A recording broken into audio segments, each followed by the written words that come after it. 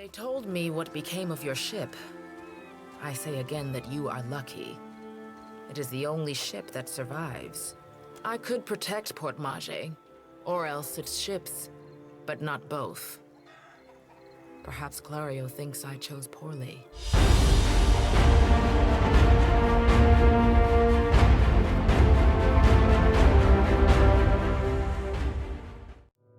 Hello and welcome to Session 2 of my Pillars of Eternity 2 Deadfire Lorethrough.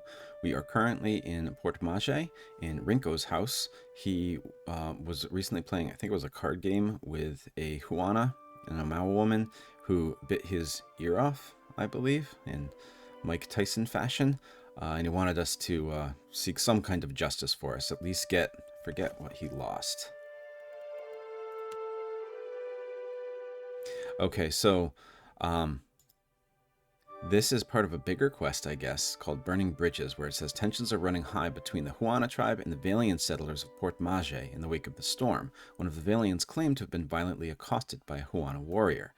And this is the quest that we get. It says find Mokeha. Rinco, one of the vendors at the local market, claims to have been having a friendly round of cards at the tavern when he got into fight with Mokeha, a high-ranking Huana villager. He came out of that fight the clear loser. Bedridden, Rinco's asked me to retrieve the money Mokeha stole in exchange for a portion of the winnings. Rinco suggested I could find her in the Huana village at the northwest of Port Maje. So, I don't know if I just made that thing up about the ear thinking about Mike Tyson, but he lost a fight. Maybe he did also lose an ear. I don't remember if I was right about that or not. But anyway, the bigger implications here are that the Huana and the Valians are not really getting along right now in Port Maje. These are two of the joinable factions in the game. We don't know too much about either of them right now, but the Valian we had interactions with in the first game. Palagina is a Valian, and they have a pretty big post here in the Deadfire Archipelago as well. And the Huana tribe is more of a local thing, so I don't think we had any interactions with any Huana from the first game.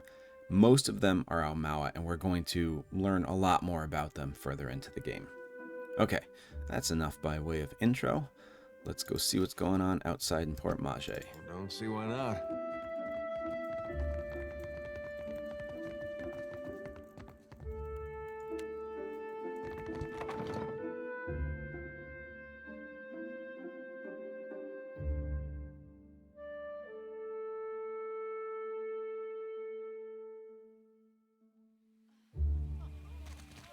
Here's Captain Darmo. I think he might have something to say.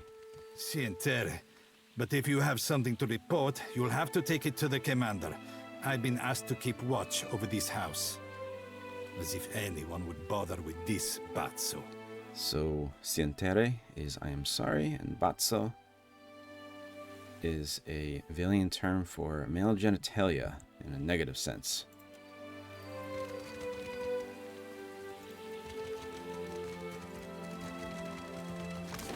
Now let's see, what do we got here?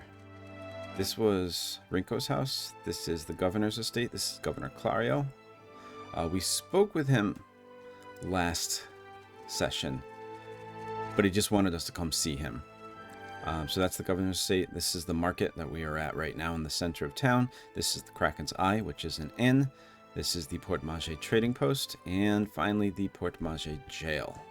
So let's start with the market since we're right there. Here you find civilization, amigo. But outside these walls, the jungle will eat you alive. Amigo is friend. That is, unless you prepare yourself, ne? Show me what you have for sale. A wise and prudent decision. Okay, so nothing too great here. Just some pretty basic weapons and armor. Oh. Down at the end here, we do have a couple uniques. So let's take a look at these. We have an Essence Interrupter, which is a two-handed hunting bow. This is way too expensive for us right now, but we can at least read the description of it. Critics of soul manipulation disparage animancy as a reckless perversion of the natural order. While these arguments are often steeped in political animus, every once in a while they hit the mark. Such is the case with the Essence Interrupter. Now let's take a look. Essence you can read a little bit more about. So it says souls are made up of essence. As a resource, this soul matter is prized by animancers whose experiments often require its use. Okay, so that's just telling us that souls are made up of essence. So such is the case with the Essence Interrupter, the product of an ambitious but unorthodox outcast of the Brackenbury Sanitarium. The inventor hypothesized a surefire method to awaken Kith souls by applying an instant jolt of spiritual stimulus to the cranium. Once he modified a hunting bow to unleash projectiles of charged Adra and copper, he set up a market stall in Spirento, where he promised compensation to anyone who participated in his study.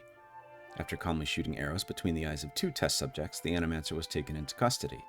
Authorities never recovered his bow, which to this day reflects something of the inventor's unethical eccentricity.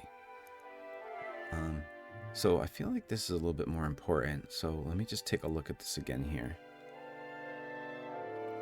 So the bow shoots projectiles of Adra and copper, which are both known, especially Adra, known material that can kind of transport soul energy and soul essence. And he set up a mark where he promised compensation to anyone who participated in the study. And then he would shoot them between the eyes, trying to like gather their soul. Okay. This one has something called experimental soul. So critical hits with this weapon transfer experimental soul energy into the target, morphing them into a sentient creature when the target dies. That's interesting.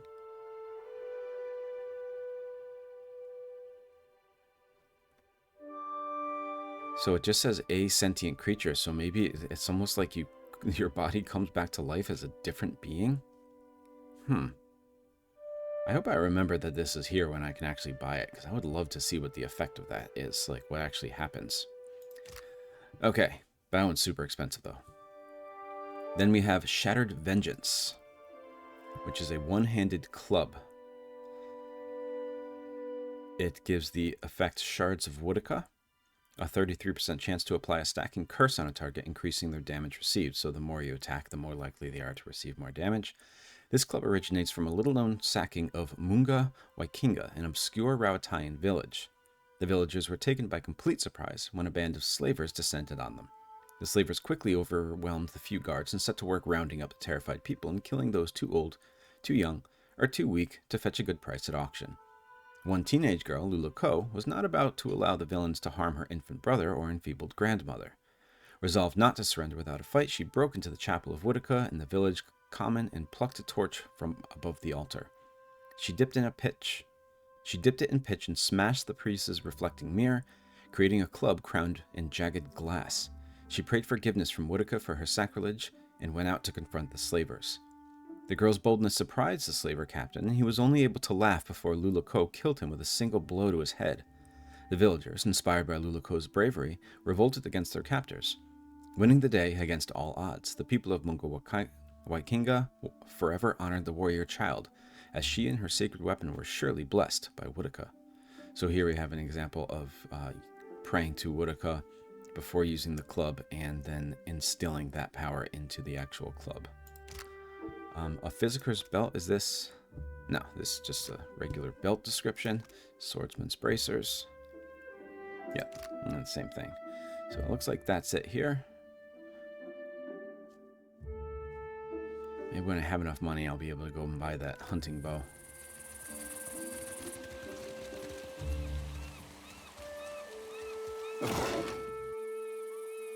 Some of the things they had for sale. No. Well, let's head to the inn.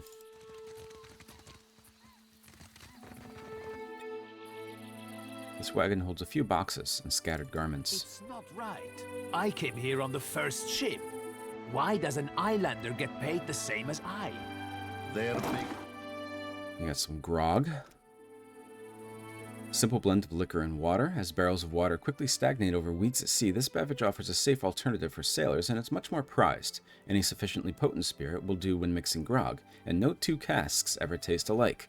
So basically, Way to stay hydrated out in the ocean, but also get at least a little bit drunk. And they haul cargo without whining about it. Alright, let's head in.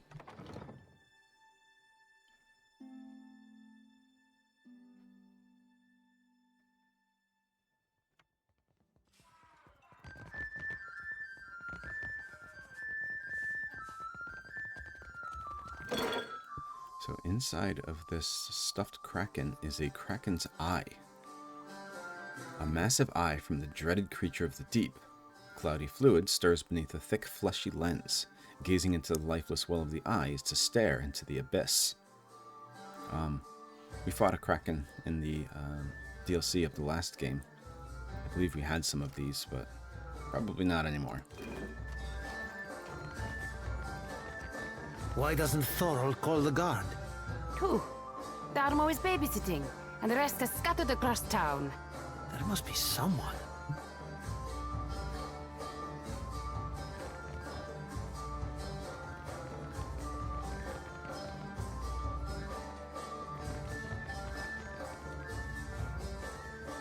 Oh, come on. Sorry, we haven't any rooms for you.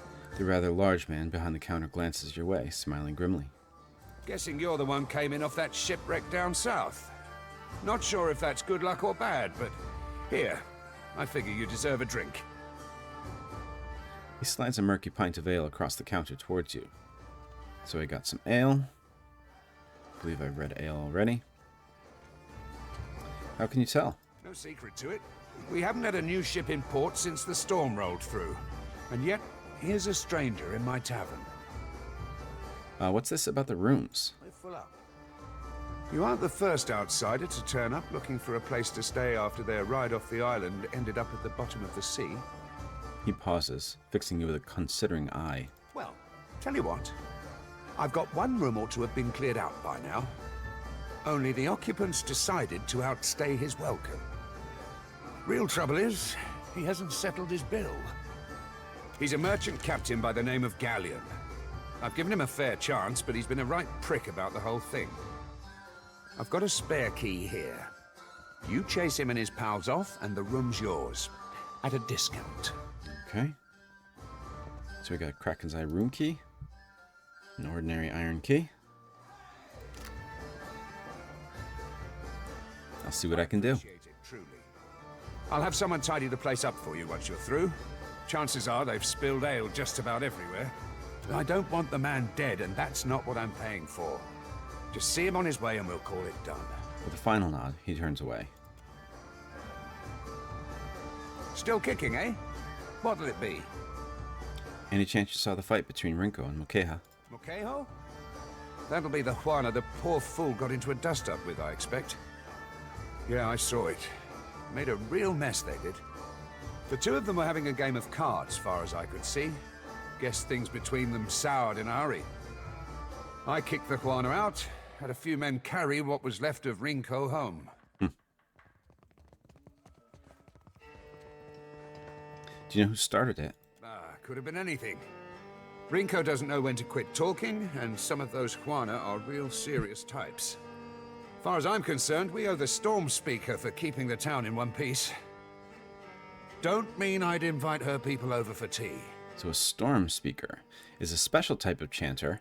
A chanter is one of the classes that we can be, kind of like a bard, but you sing as battle goes, and you can still fight. So it's kind of like a bard in like D&D or something, but you have the ability to do both at the same time. A special type of chanter found among the Juana, Storm Speakers are especially attuned to the forces of the weather. Storm Speakers traditionally serve tribes settling on unexplored or especially remote islands, offering protection during period of transition. So it seems like they have a little bit of control over the weather, which is why they are prized in new areas, because they don't know what it's going to be like when they get there.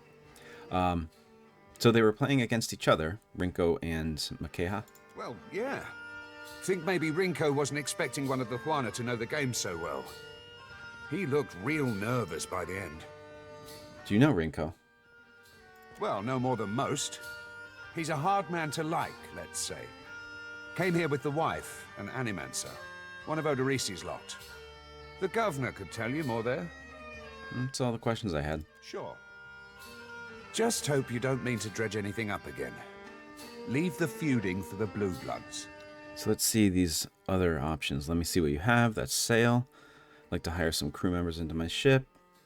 So these are, in this game, your ship is kind of like your moving stronghold. We'll get into that a little bit later. But I guess you can hire crew members at inns, but you can also hire adventurers at inns to help you fight. What can you tell me about Port Maje? So these last two aren't just buying things. I'm going to go through them. Port Maje, I don't remember if I read this last session, but it says Port Maje is one of the Valian Trading Company's oldest colonies in the Deadfire archipelago. Though it is not grand in stature, it sits on well-established trade routes from the Eastern Reach and is a common stopping point for ships in the region. It has a close, if often fraught, relationship with the nearby Huana village of Satahuzi. And that's where we are right now. So what can he tell us about it? Guess you haven't exactly seen the prettier side of the place since you landed, right? It's the only town on the island, if you don't count Satahuzi, little Huana village out west. Really is a decent place most days. Good trade, and plenty of money rolling in from Claudio's investors. Damn sight quieter than back home. But I don't have to tell you about the Deerwood. Deerwood is where the last game was, a colonial nation founded by settlers from the Aedir Empire. Following a series of conflicts with Aedir, the territory became independent in 2672 AI and is now ruled by a duke who is elected by 7 earls that oversee its earldoms. Ain't right doing business sober. I could fix that for you. So why do they call this place the Kraken's Eye? What else? It was the glory of my fighting years. The beast pulled nearly 7 full crews into its belly before it was brought down. I was at the helm that day, and for that, my captain gifted me one of the beast's eyes. Thorol's eyes glitter with pride as he points to the wall just right of the counter. So that's an actual Kraken's Eye there. My proudest moment and my dearest treasure. I would not part with it for all the world. Let me see what you have. Didn't think you had 2 copper pieces to rub together. No offense. So we got some liquor, got some food, and that's it. I'm not going to read all this stuff right now. I'll read it as I come across it. I also just realized that Shodi not equipped with her crossbow. She's got one. Yeah, I'll put it in there.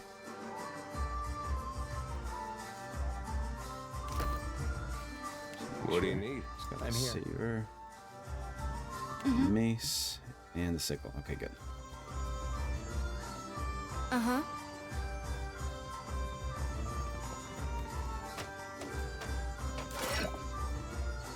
Got some mariner's porridge. I believe I read that last time.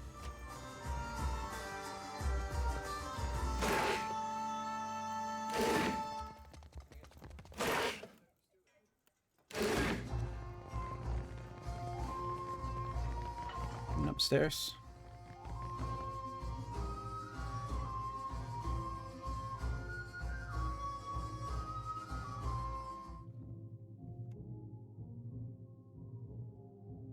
So this must be the room where that guy is. Let's see what else is going on up here before we go in there.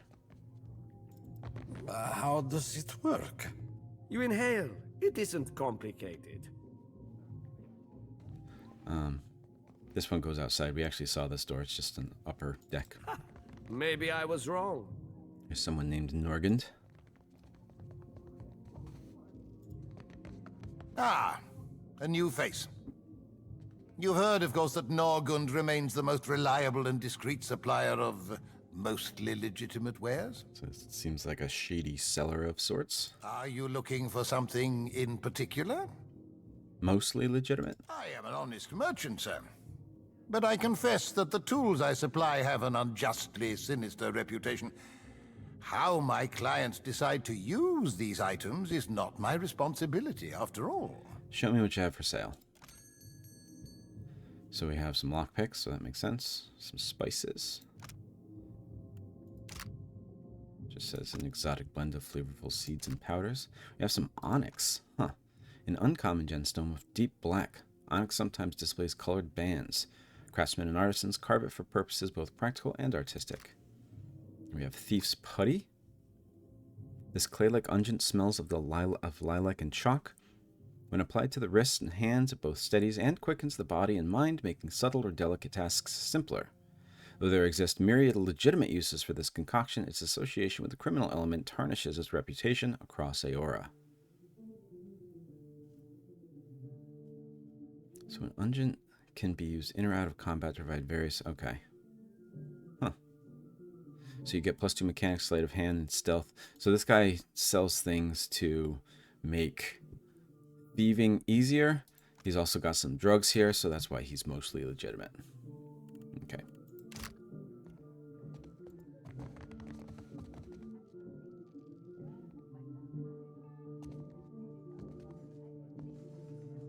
Just a moment. So with 3 lockpicks...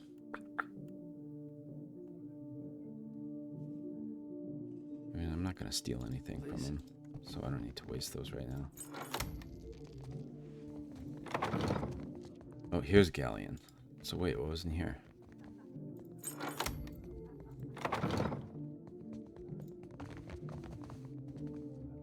This person already knows who we are. Indeed. I can't do it.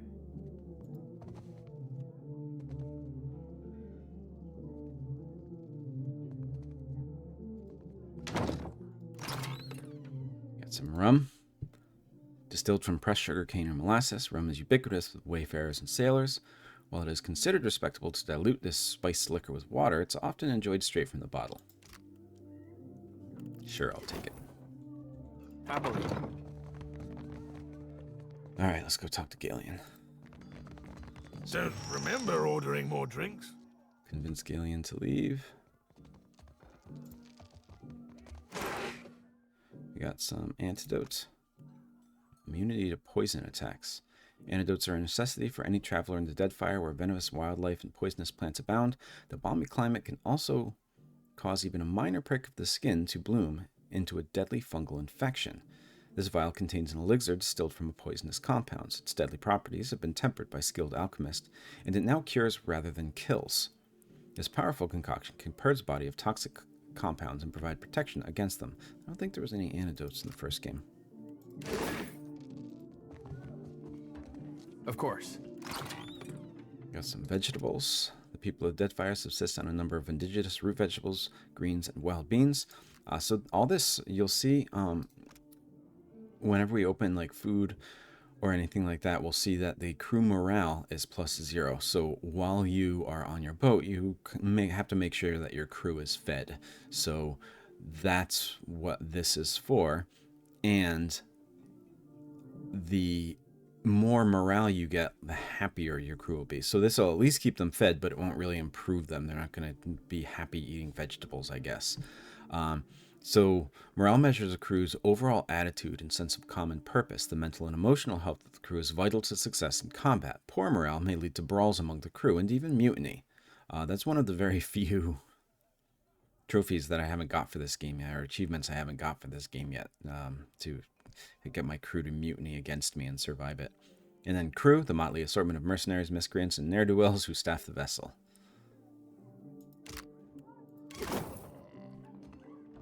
Alright, let's see what Galleon has to say. Thought I'd locked that thing. The glassy-eyed gentleman before you bears the miserable expression of the recently sober. He also smells like he's been pickling in a cask for a few days. Thing is, the way doors work, right? And I realize this is complicated, is that you close them and then uninvited people stay on the other side. Try not to slam the door on your way out, yeah? My head's going to pieces. I'm here for the rent. Oh, aye. You running Thorol's errands? Well, I haven't got his pay, and he knows it. Come back tomorrow. Better yet, tell him I'll swing by myself when I do have it. You really want the guards in here to throw you out into the street? Is this a diplomatic option? The rational option? The Artur is rational. The governor's got all his guards on high alert, staving off the pirates. He waggles a hand in a gesture of mock alarm. So if anyone's going to be doing the throwing, it's going to have to be you. How about it, tough guy? So I could take the cruel option. I could take the stoic option. because he shoved me. Feeling better about yourself? Galawain aims a sullen glower in the general direction of his boots. This is the diplomacy option. I can pay him. I'm going to say this. Thurl's pretty steamed. Things are only going to get worse. Galawain looks down at himself and then out of the fouled bedding and sticky carpets. His shoulders slump. Well, maybe we did lose our heads a little. You serious? You're going to let him kick us out of our own room? Says Baru, one of his crew. Come on, you lot. The crew of the Peregrine sails for brighter shores. He heads out at a wobbling limp. Alright. So Galawain is out of this room.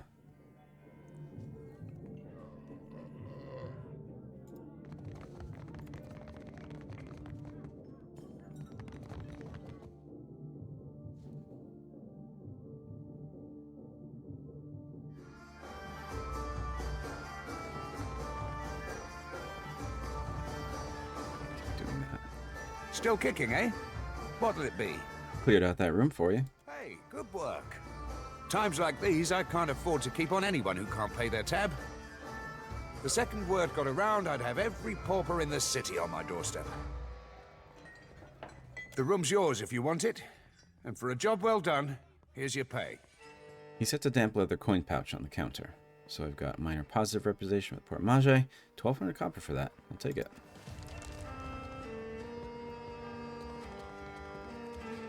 Still kicking, eh? What'll it be? Sure Like thing. a room, please. So this is the skipper's stay. It's 43. So we get that for 43. With our 15% discount. But he just gave us 1,200. So that was a very lucrative little quest there. And if we stay here, then we get +2 our diplomacy, +2 to intimidate, and +2 to bluff.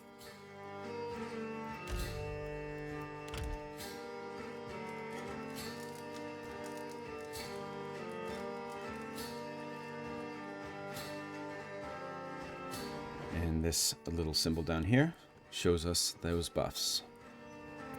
Okay. What is that noise? Is that someone burping?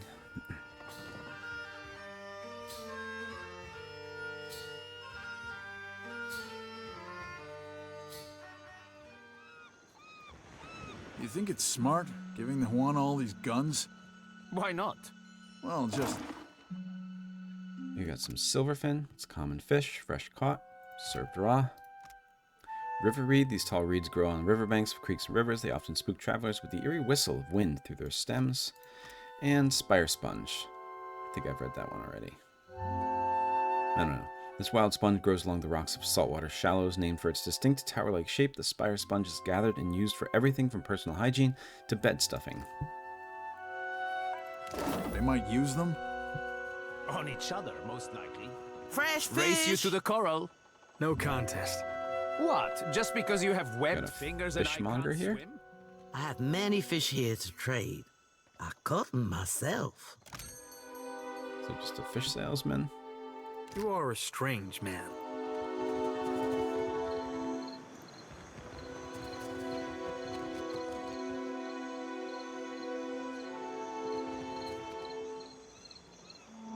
Most of the postings offer various goods for trade, though you spy at least one crude drawing of what may be the governor. Got some aged shark meat. Myriad species of shark hunt in the waters of the Deadfire. They're dangerous and difficult to catch, but their meat and teeth fetch a high price at the market if an angler has the gumption to challenge such a beast. And some repair supplies. The lumber, nails, tar, and cordage, and tools necessary to work them, used by the deckhands to maintain and repair your ship. So that's one of the things we need, probably obviously, if our ship gets damaged or something. +12 repair. Indeed. Nothing. We got Principe clothing.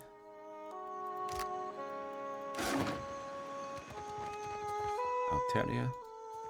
Ado, begging your pardon for the mess, sir. We are still recovering from the storm. Ado, Zavalian greeting. We have supplies here for the paying customer. Provisions for the road, perhaps? Let's see what you have. Have a look. Got repair supplies, medical supplies, cannon shot, water, hardtack. Yeah. Oh, we have a unique helmet.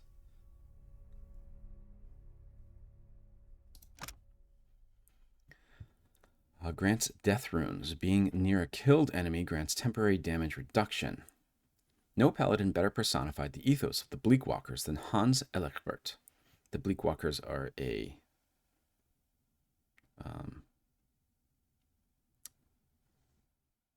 faction of paladins who are pretty brutal. He was a single-minded instrument of violence and the finest cavalry officer among the Bleakwalker companies operating in Deerwood. His superiors utilized Hans and his troop of riders in the way one fires a cannon. Mounted atop powerful war horses and clad in heavy plate, they broke enemy infantry formations in a single pointed charge. Hans's helmet, designed to make him visible to his subordinates through the dust and viscera, became an icon of approaching death for any warrior brave or foolish enough to stand against the Bleakwalkers. When the paladin finally fell in battle, his few surviving enemies cut his head from his shoulders. According to legend, Hans's head continued to bellow from within the helm, ordering his men to press the charge and leave none alive. Dumbfounded, the victors buried Hans's head unceremoniously and left his corpse to the ravens. The helm's travels, however, were not entirely at an end.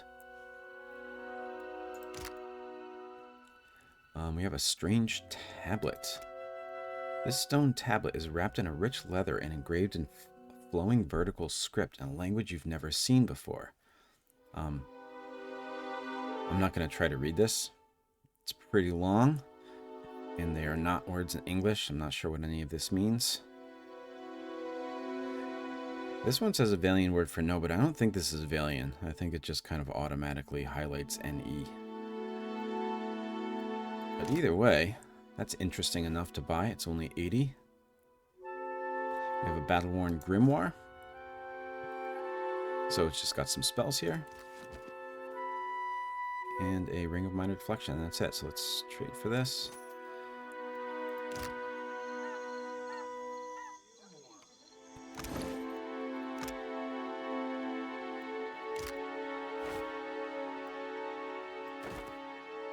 Okay, so we'll see if maybe that comes in handy later on. How are we supposed to fight a giant? Talking about We Aethys. don't. We run. Where? There is water on all sides. Got a grappling hook and logger. Then run in circles. Mala, Let's go to the governor's estate before we go to the jail.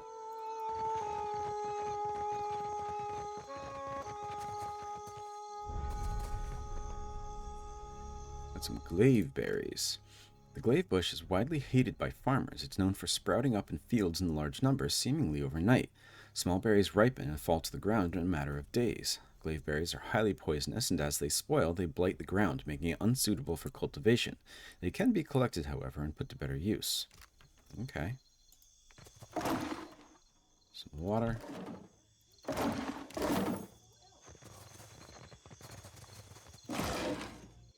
Got some, I think it's pronounced agate. Agates are common in Eora, often used by craftsmen for their bright colors. Their considerable hardness also lends them a variety of more practical applications. Some more glaive berries.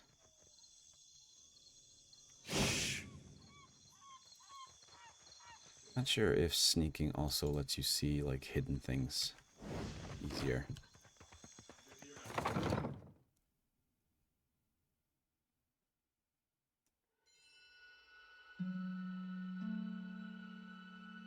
Here we are in the governor's estate.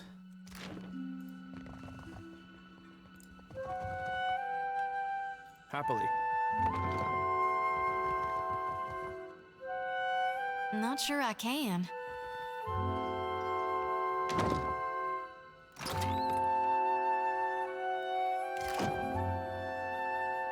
Well, if you insist.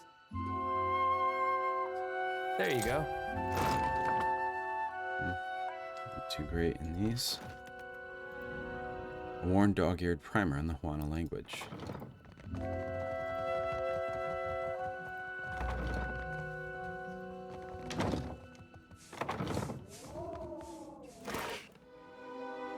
got some rice wine. Hapa tea. Hot, aromatic, and invigorating. The property of adding milk and sugar is a subject of contention among the denizens of the Deadfire. To avoid a lengthy debate with friends, family, or perfect strangers, both are best omitted. And then some murk berries. Earthy and bitter, these berries enhance alertness and decrease fatigue when consumed. They can also be dried, roasted, and steeped to make murk brew. Murk brew, I believe, is like this world's coffee. Learned that from Gingerino in the World of Aora podcast. Check that out if you haven't yet. Some pork. Some cuttlefish.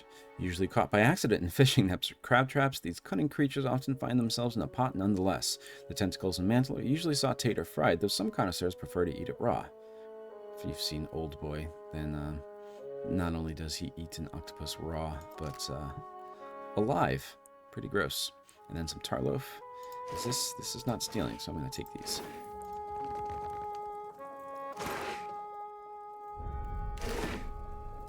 Nestled between the empty dishes and casks are an array of strong-smelling spices.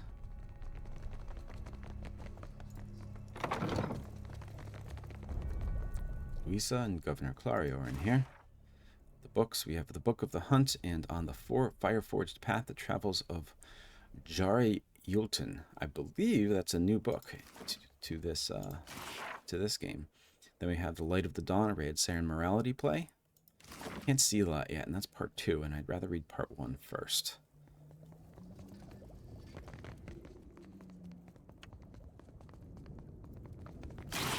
Yeah, these are all... Alright, Louisa. I didn't know what to make of these stories. A behemoth striding across the land? Ah, yes, there you are. As governor and under the auspices of the Valiant Trading Company, please allow me to officially welcome you to Port Maje. He spreads his hands in a subdued flourish.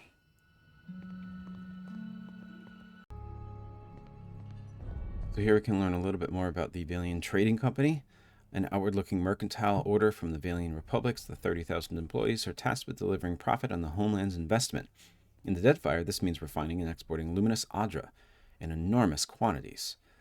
We are going to be talking about luminous adra a lot in this game, but because we haven't actually seen it yet or actually found anything to read on it, I'll hold off on that for now. I'd like to say the pleasure's all mine, but I try not to lie. Don't worry, I'm only here on account of him. She bobs her head in your direction. Of course. I see you've been as quick to involve yourself as ever. Clario's tone is polite, but there is a strained edge to his wide smile as he turns from Shodi to address you. Apologies for that little drama outside. These are confusing times, and people often react poorly to uncertainty. Between the storm, the pirates, and the, well, certain strange events, we are all a little on edge. Strange events? A few, well, quite a few people here in Port Maje claim to have seen a giant of some kind during the storm. Clario winces. I would call it a flight of fancy, but unless something has tainted every well in the region, I do not think it can be ignored. But then, the Deadfire is a land full of such things. You must have heard the stories.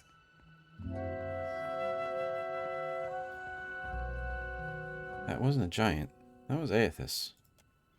The governor mouths a voiceless ah of understanding and studies you for a moment.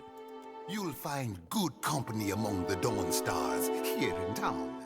They have all manner of theories concerning the behemoth. He rifles casually through a few papers. Now, to the matter of your ship. You're stranded, are you? It was a rough landing by all reports.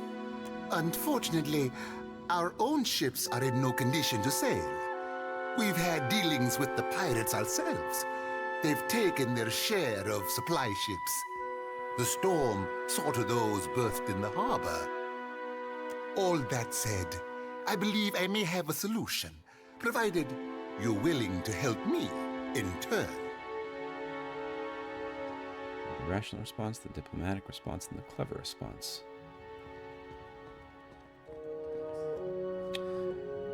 What can I do for you? I just got here. Indeed.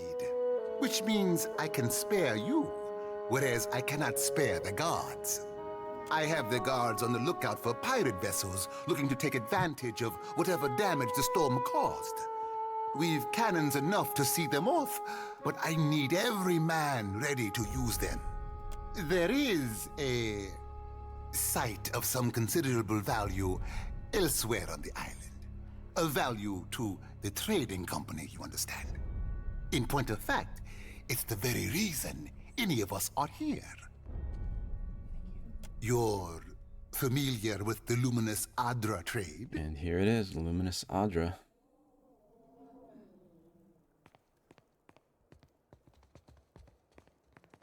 So our responses here, we can use metaphysics to say that we know that Luminous Adra is supposed to house more concentrated essence. We could use our history to say, I know Luminous Adra is native to the Deadfire, or we could be honest and tell them that we're a watcher and we've dealt with Adra before. And that kind of hints that we don't know exactly what Luminous Adra is. So let's see if he'll explain if we use the honest response. Are you indeed? How very interesting. For a moment, Clario appears entirely distracted from his point, regarding you with an uncomfortably intense degree of interest. Do you know, they'd have a great deal of interest in speaking with you at headquarters. Something to consider.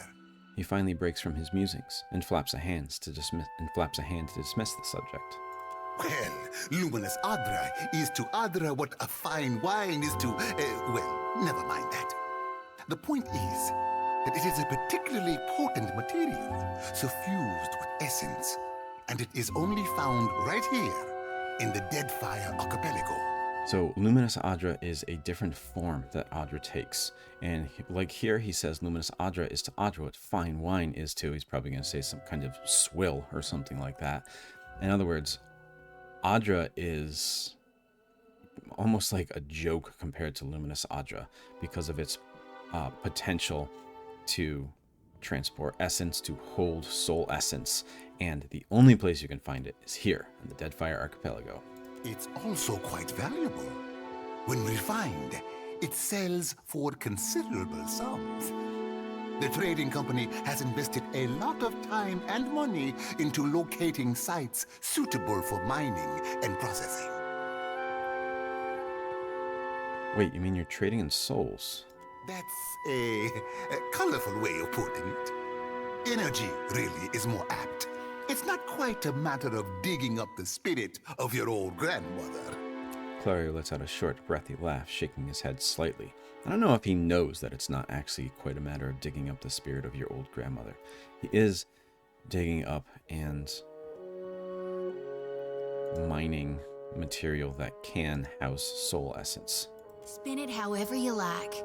The gods are gonna grind your soul to bits for this sin. Not one to mince words, Shodi. We will have to agree to disagree.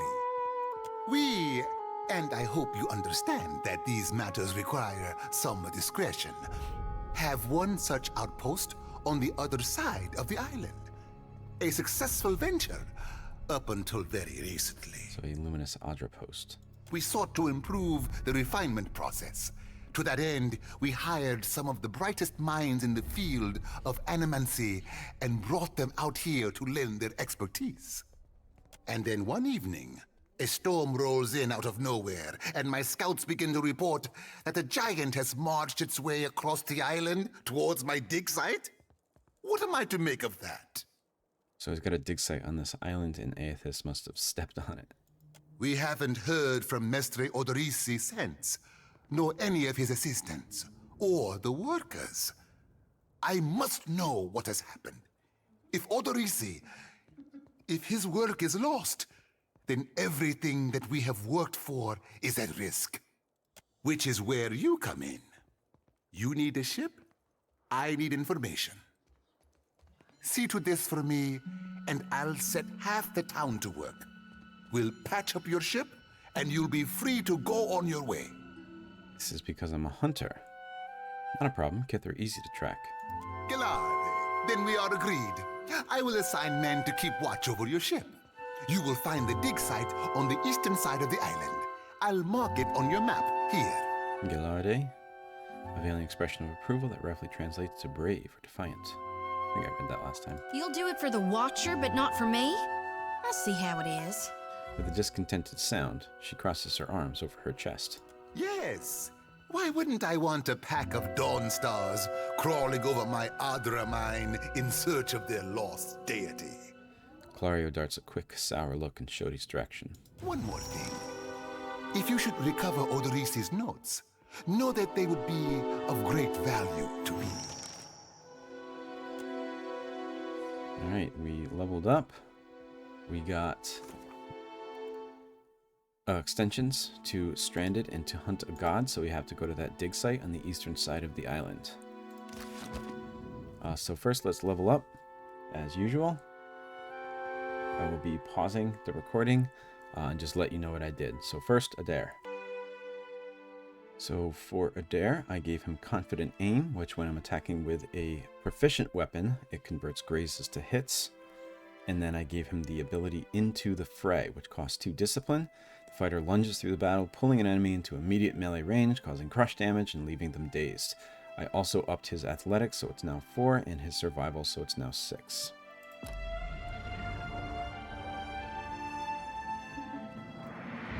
And I'm actually going to change here since she's got a melee weapon.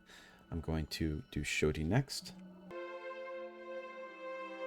So for Shodi, I gave her the Pillar of Faith, which calls down a Pillar of Divine Judgment, inflicting crush damage to the target and knocking them and enemies in the area of effect prone. And then we got Holy Power, which I wanted to open here. It creates a zone of divine favor around the caster, granting the strong inspiration to allies in the area of effect. I think inspiration is a new mechanic in this game here. Inspirations, like afflictions, are groups of effects that are applied to characters. Unlike afflictions, inspirations provide positive benefits to the character they're applied to. Each inspiration is categorized by an attribute, such as might or dexterity. Inspirations counter and grant immunity to any and all afflictions of the corresponding attribute. For instance, the Smart Inspiration cancels and removes confused, charmed, and dominated afflictions.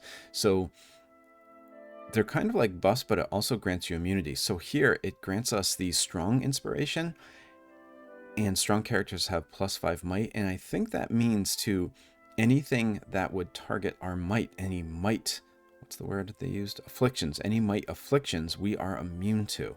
I'll have to remember that for later. So if a enemy is casting like something that is lowering our strength or something, I can use this holy power to not only make them stronger, but also make them immune to the affliction that they were casting. And then I also got Withdraw. I don't know where this came from. I don't know if this is just something that she automatically gets at level 3. Because I didn't choose it, it's just here, and it says it isolates a single target within a protective spear, shielding them from harm while their health regenerates. And then I upped her Arcana and her Religion.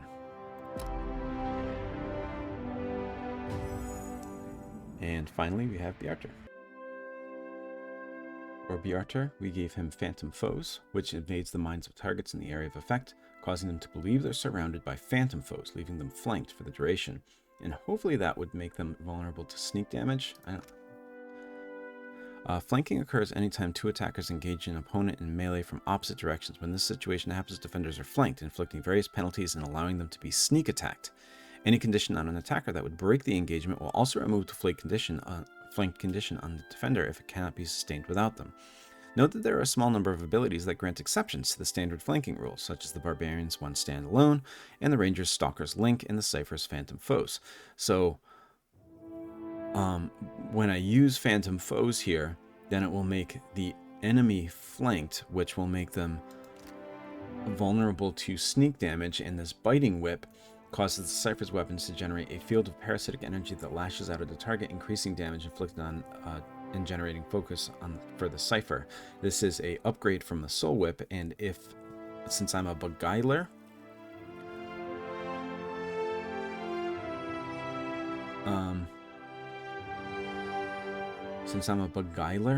it says Soul Whip provides less bonus damage and generates less focus if the Cypher's target is not vulnerable to sneak attack. So I can use Phantom Foes in tandem with my regular attack to generate myself more focus since they will be flanked. Let's see how that works together. Okay. So Luisa still doesn't have anything to say. Let's see if we can go upstairs. Oh, no, it's blocked off. Indeed. The painting of a wooded glade is signed Luisa Clario. Okay, so Luisa is somehow related to Clario. Don't know if it's daughter, wife, mother. Doesn't look like mother. But I don't know. I'll try my best. Hope that helps. Of course.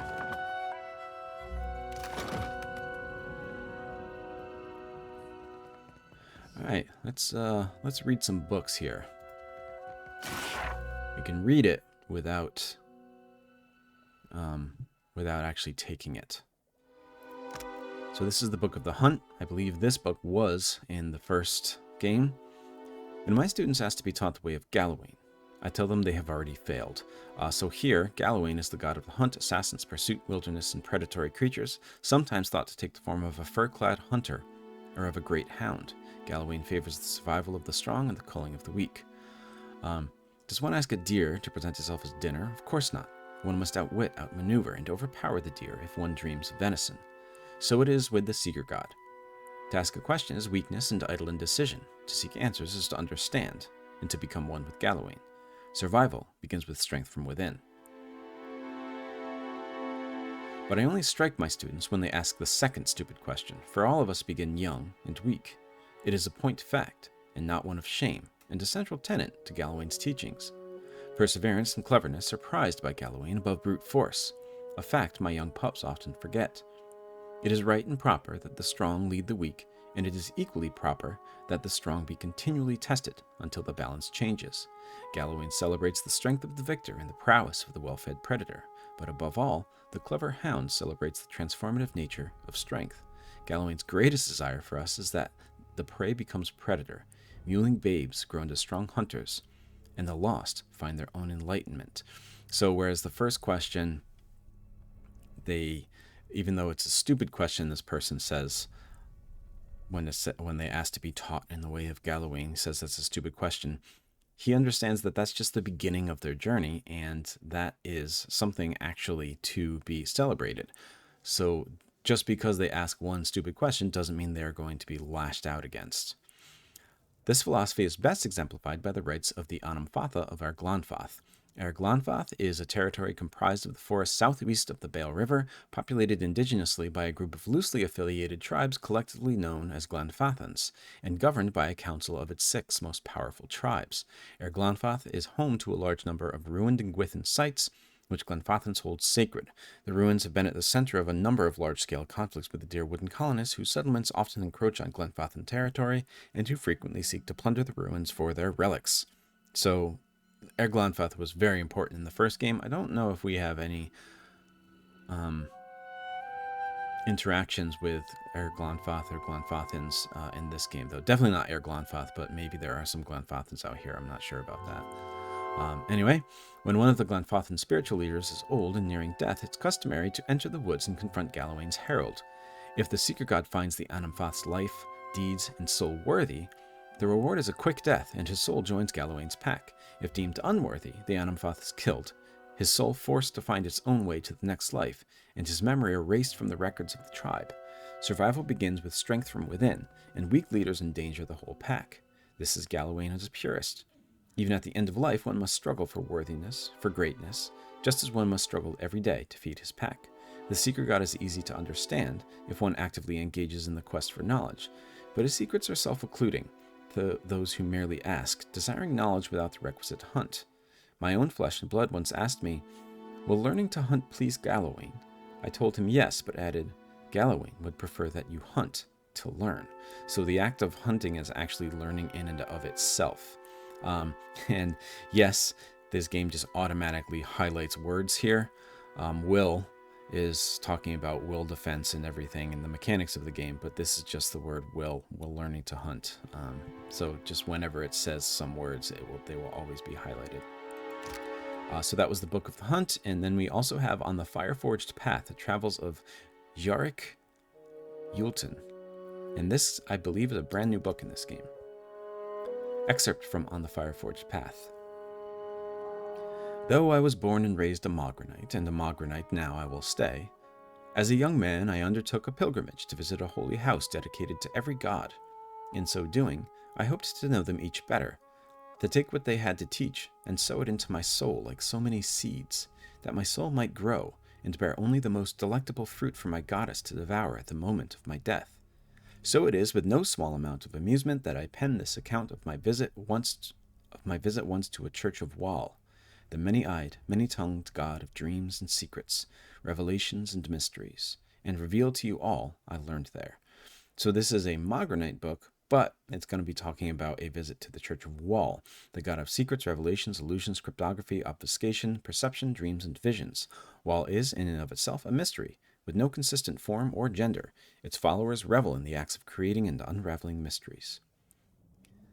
The challenge came first in finding adherents to Wall's doctrine, for they are not often ones to announce their presence, preferring instead to build their flock from the solitary seekers who delve through the ancient ruins and ruined archives in search of the strange, the bizarre, the forgotten. But persistence is my goddess's first teaching, and find them I did. The Wallites' Nekatakan congregation was small then. Nekataka is a city in this game.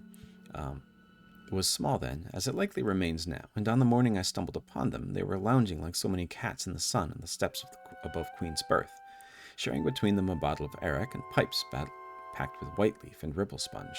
I knew them for Wallites, not for any badge or robe or trinket they wore, not for the race or age, but for the ardor of their debate on the most benign of topics. I begged that they take me to their church and permit me to worship with them, and they laughed as one, their many voices like the howling of wild dogs. They acquiesced when I told them of my quest, and then invited me to sit and share their drink. I did, and as the Iraq burned a trail of fire down my throat, they showed me the dimensions of their hall of worship. The stairs were their pews, they said, the blue sky their ceiling, and their walls the edges of the world. All of creation sits within its bounds. As morning neared midday, they stood as one and began to climb the mountain.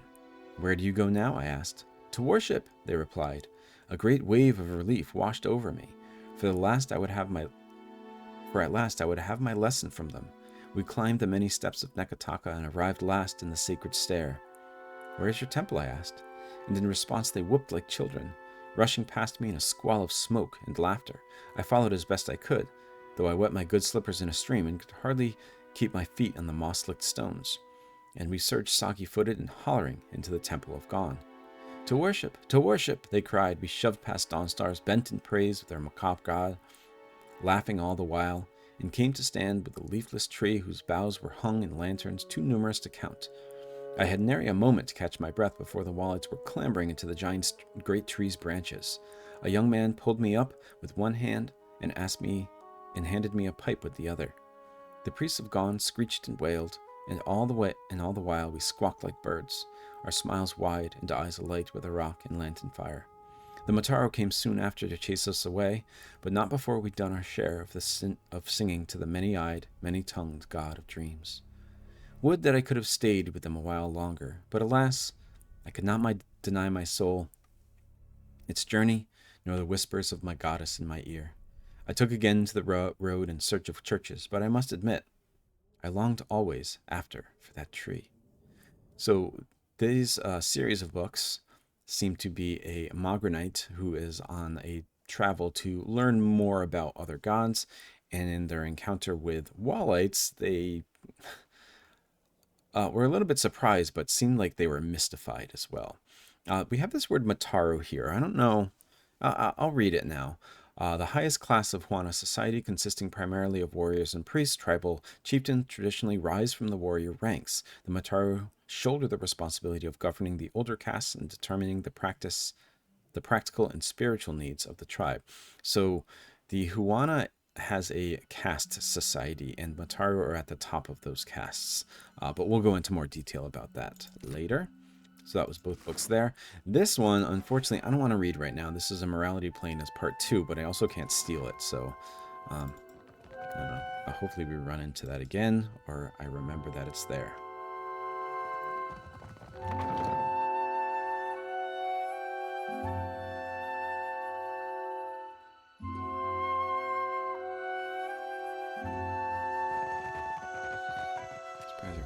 knows that we are the dear wooden captain.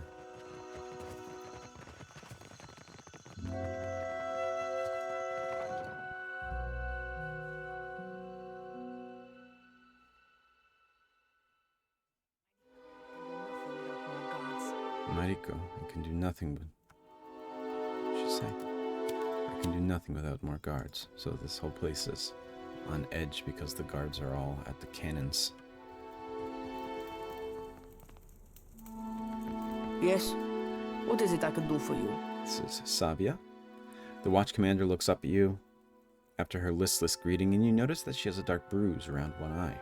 She grimaces, but does not turn away. I don't see many guards around. We are stretched thin. The storm speaker did much to help, but much of the town has flooded. Now we are awash in homeless citizens and stranded merchants, to say nothing of the cultists out there. Savia glances up at Shodi, expression flat, but keeps silent. Why did that door open right there? Now I have Ilari's people making trouble up on Gorecci Street. His little gang is looting everything they can get their hands on, and the Bozzo kicks up his heels like a prince. Lucky for you that I'm around. I humbly offer my services. Let me out and I will bring you this Ilari's teeth. This is Rumdum Rigere. Shut it, Rigere. Rigere. Something you wanted? How are things here in Port Maje? We lost no one to the storm, but many homes have been damaged, and the people are terrified of this giant the scouts reported. It is chaos, pure and simple, but things might have been far worse. What happened to you? What happened? I showed the drunken fool more patience and respect than he deserved, and he struck me without warning. Sientere, Savia. You know that I was aiming for Darmo's pretty face. So he's the one that hit her. I could go speak to this Ilari. Kue, I cannot say it would not be welcome, but you are only recently arrived, and not I here by choice. Why do this? Kue is a Valian word meaning what? So we have a benevolent response, a rational response, an aggressive response, and a passionate response. I lost a lot in the storm myself. I want to help. I wish more felt as you do. I might get a full night's rest. Gorecci Street is in the western part of town. Just walk until you hit water. We don't need a bloodbath. I'm sure there's a peaceful solution to resolve this. I'd appreciate your looking for it. So another quest because there's not enough guards here. I had no idea what happened with this door. It just kind of opened. Of course. How about... So that's a hidden object. Got some lockpicks. Can I talk to him? Ado, stranger. Or is it captain? You have the carriage of a captain. A noble bearing all around. The man in the cell wobbles slightly as he steps forward, fixing an eager smile and glassy gaze upon you. Apretta, you must free me. I am a creature of the sea. I am not meant for this dark place. I will dry and wither like a landed fish.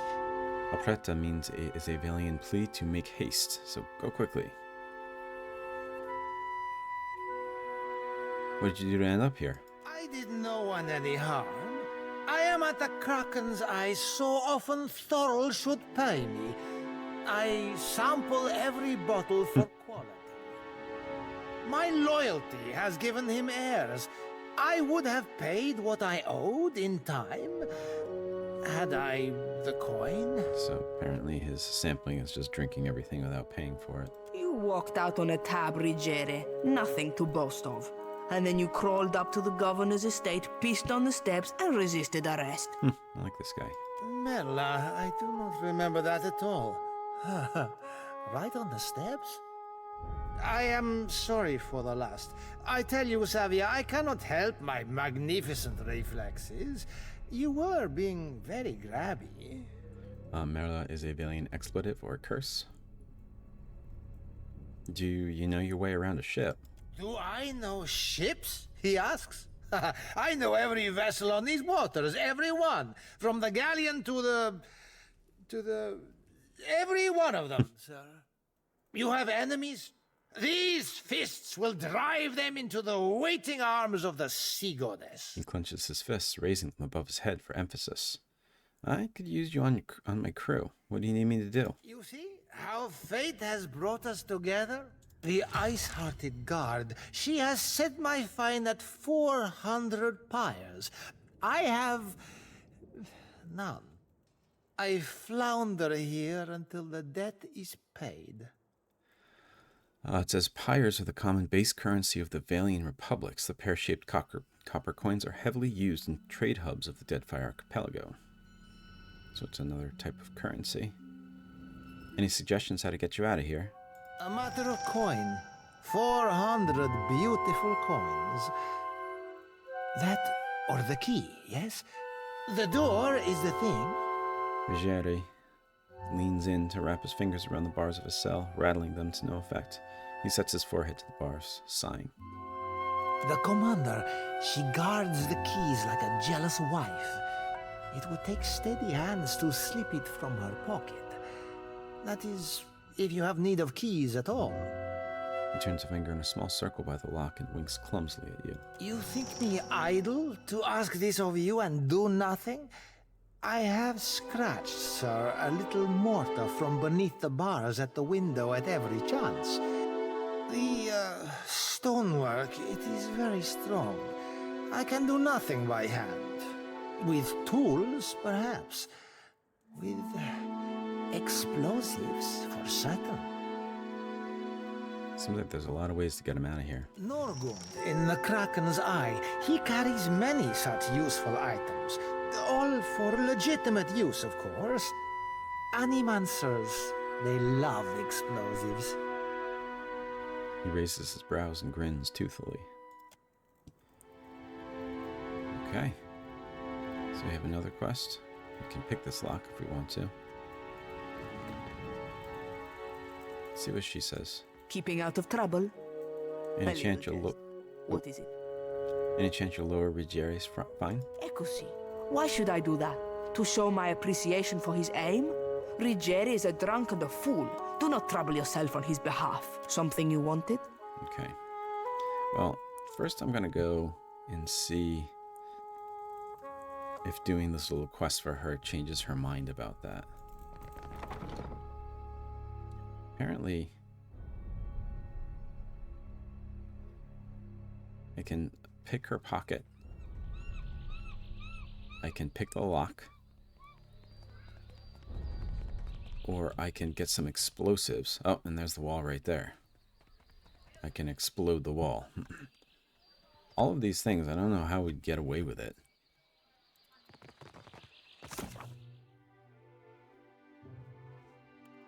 Okay.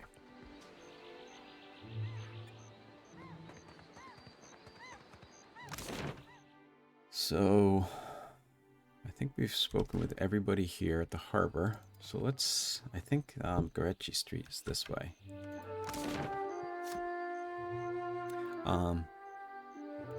So we have a tutorial here for the port shop. While on a city map, you can select the crate to use the port shop and resupply your ship. So that's this one right here. But we'll see this map often here. This is more similar to what it was like in the first game.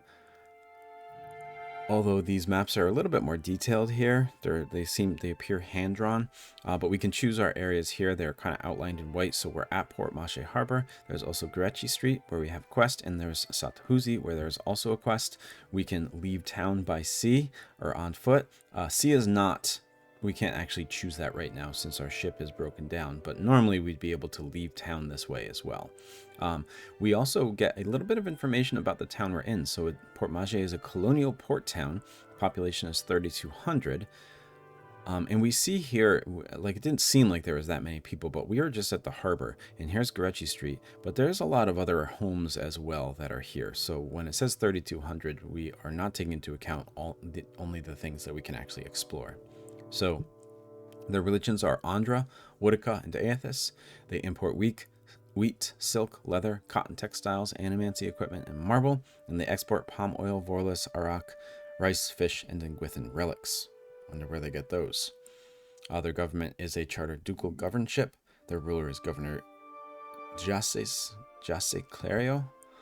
And their races, they are 51% Island Aumaua, 45% Ocean Folk, and other are 4. So this is mostly a mix of Aumaua and human, and there are other races, a few people of other races as well. Okay. So I think first we'll head to Gorecci Street.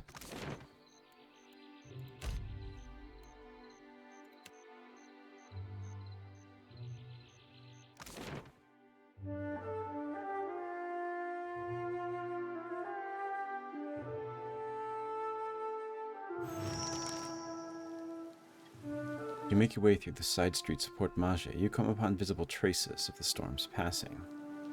You see a flooded area of town here. Many of the houses here boast cracked window panes and sagging awnings, and you pass narrow streets strewn with foliage and debris. The cobblestones beneath your feet are still slick with water and silt. Before long, you're ankle deep in sucking mud and loose stones. The flooding only worsens up ahead, where the water level rises to the knees. Most of Port Maje's residents have fled this region for dry land. But the murmur of raised voices ahead and the occasional splash suggests you're not entirely alone. So you see here, this is a flooded area of town. We have a looter, and we have the soul of somebody. Alright, let's see. We are currently in a slog zone. We cannot run.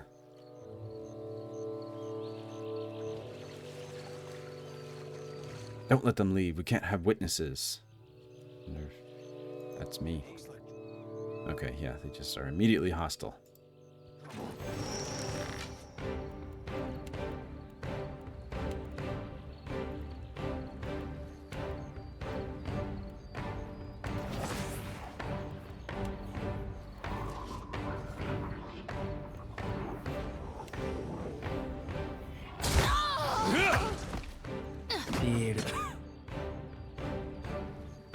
It automatically pauses when I'm low on health.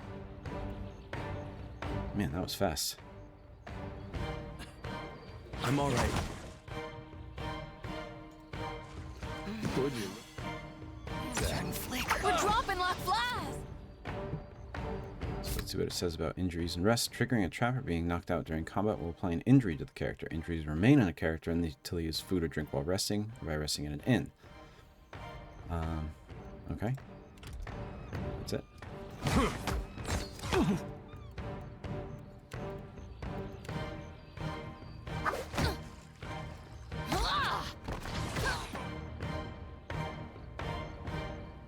Shody's dead. Maybe this area is too much for me right now. That must have hurt.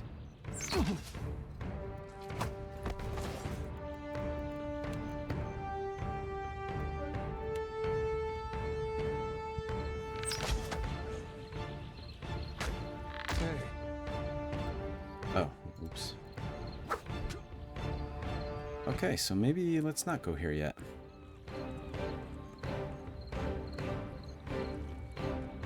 I'm gonna change that auto pause too. Oh, what just happened? He came back to life. Now I'm really defeated.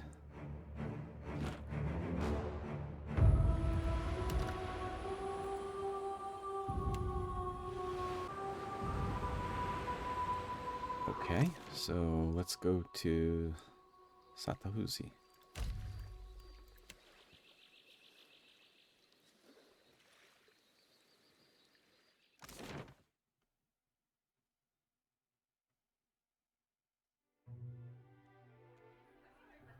You're a follower of the light?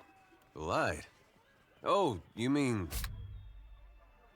I think I went through, yeah, I went over this last session, about character companion reputation. Well, depends on what you mean by follow. Maybe you heard earlier? I follow Aethys too. Mostly, in a way. I mean, I am a child of the Dawnstars, even if firstly I'm a Gaunite. That's good, I guess. For you. Oh, maybe you don't want to talk about it. That's all right. Surely, some other time, then. Was it the way I said it? Or maybe I'm in need of a wash? There's not giving her anything.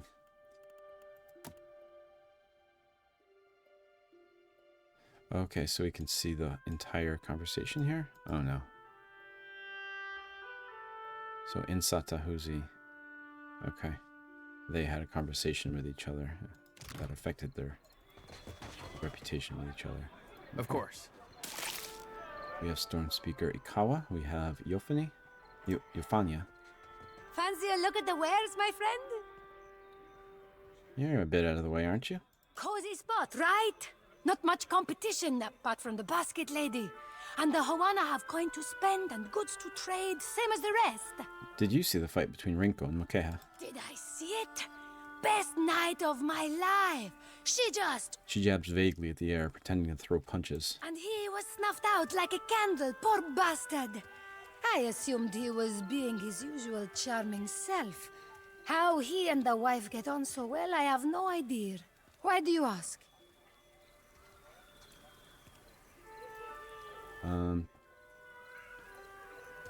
So she seemed to like this fight.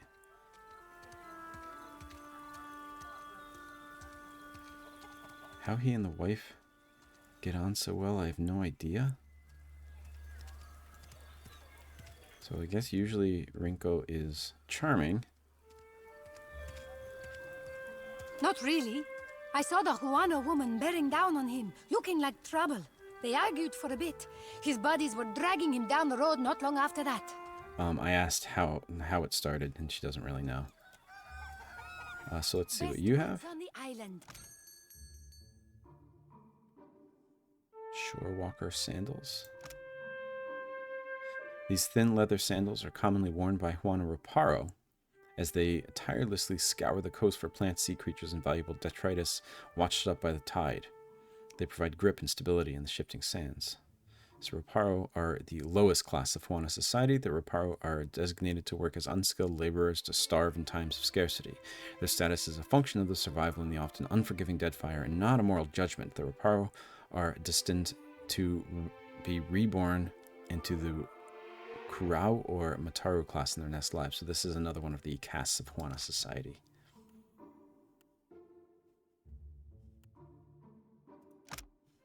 And then, no, it's Kwaru clothing, but it doesn't tell us what Kwaru is. There's Mokeha's lodge. She is the one that beat up Rinco. Let's see what this Storm Speaker has to say. Oh, that's the guard. Oh, this is the Storm Speaker that was in Port Maje before, that was arguing with Governor Clario. Seated upon a chair before the bonfire, Ikawha looks considerably more comfortable here in her home village. She prods absently at the coals with a long stick. Ikawha's lined face is pocked with fading scars, but there's no hostility in her calm appraisal as you approach. I have had it shown to me on a map, the lands at the edge of the world. I did not ever think to meet a man from such a place. Oh, so this is because we are from the Wake the Twins. They told me what became of your ship. I say again that you are lucky. It is the only ship that survives. I could protect Port Maje, or else its ships, but not both. Perhaps Clario thinks I chose poorly. So she's a Storm Speaker, so she has some control over the weather, so she had to make a decision whether to protect Port Maje itself or the ships, and it seems like she chose Port Maje, which means the ships, a lot of ships crashed except for ours. So let's see. This is a perception. This is insight. So let's say this. It doesn't look like the storm did much damage here. To a Storm Speaker, the storm is a friend, gentled by a word. And Satahuzi is blessed with several Storm Speakers. We were able to shield the village from much of the weather. Okay, so she is just one of several storm speakers. Some of it is mere luck. Most of our canoes were here by the shore. I guess you and the governor... We did lose one of our voyagers. Sorry. It will take some work to replace it. I'm sorry about that.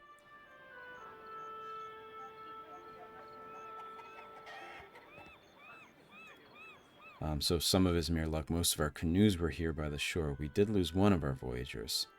It will take some work to replace it. So they did lose a ship. I'm going to say, I guess you and the governor don't really get along? Better than it may seem. Clario can be reasoned with, especially if one approaches him with coin in their pocket. He is not a cruel man. I suspect he might even enjoy life on the island if he were free of his masters. Why do business with the Valians? Akira, do not all people trade for the same reason? The Valians have brought us guns, medicine, wine, and food. Some of them we have even convinced to help with the canoes. Kira is a Huana term of agreement and emphasis. My people have come to enjoy these things. The medicine has helped many of the children recover from fever. We gain from this peace. So long as Clario keeps his company masters away, we lose little. Did your people see the giant? Yes, one of the old titans, say the priests. Andra is angry, though why, our priests do not know. I am only glad it has journeyed elsewhere. So they think it's an old titan.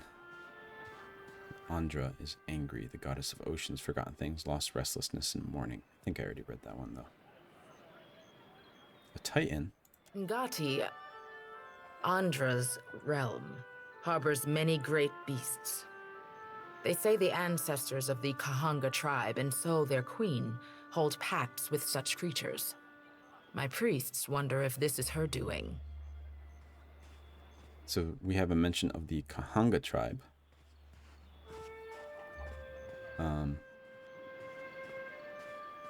That's not the actual titan, but they have pacts with titans.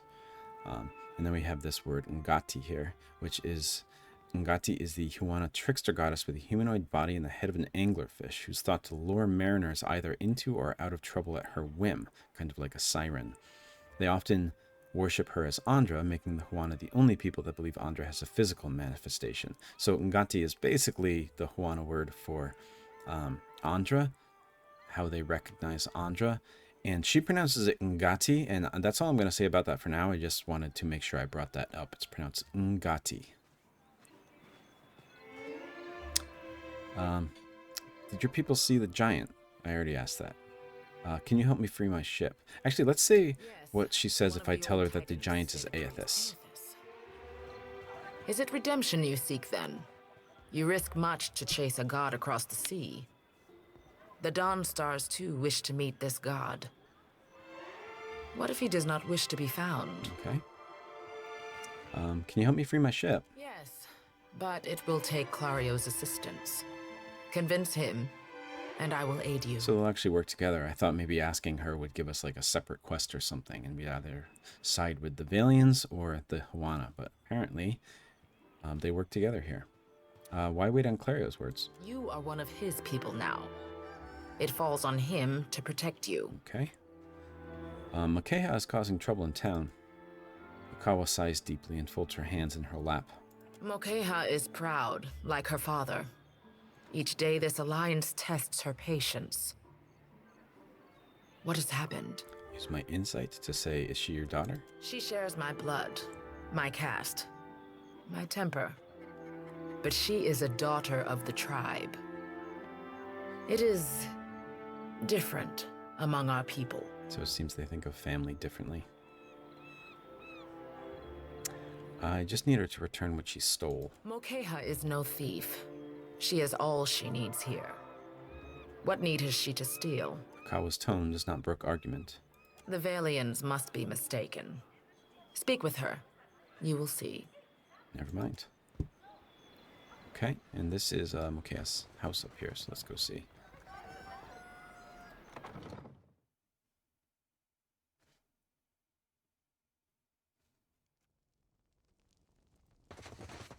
Nope, she's not in here.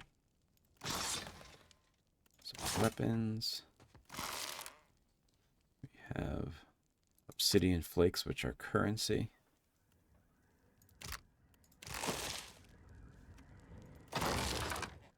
We have True Stories from the Living Lands. That is a book that we read in the first one, but let's read it again. The Living Lands is an area of the world, and that is where Avowed is going to take place. Depending on when you're watching that, maybe already did take place. It's coming out right now. It is March 23rd, 2024, and it is set to be released at some point this year, although we'll see. So this is the True Stories from the Living Lands. Only the hardiest of explorers would dare take the long, dangerous trek to the Living Lands. While there's no denying its beauty, the diversity of plant life alone is an herbologist's dream. The inherent risk in blithely trekking through these pristine hills is more than most should undertake. Let me take a moment to tell you about the land itself. Rolling hills, greenery, and sun, the whole area feels like a succession of hills and valleys, each with its own ecosystem. While that declaration is a tad extreme, it can almost be said to be true. The combination of sun, geographical location, proximity to fresh water, valley depth, and the existence of hot springs have given the Living Lands a wide breadth of flora and fauna. Walk down a hillside into a valley and you'll find lush, verdant hills. Climb the next rise and you might see nothing but rock and boiling mineral springs. And the creatures! In my travels, I have seen it all in this place, and this place never ceases to amaze me. So here you can see it's a pretty exciting place for a game to take place because of the many different ecosystems. So these are the creatures. Trolls. I will never forget my encounter with the trolls of the Living Lands. I just narrowly avoided being consumed by a giant plant, more on that later, and was running as fast as I could get away with it.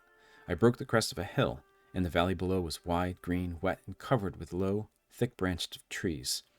Vines grew everywhere, between the trees, across the tops of them, down to the ground.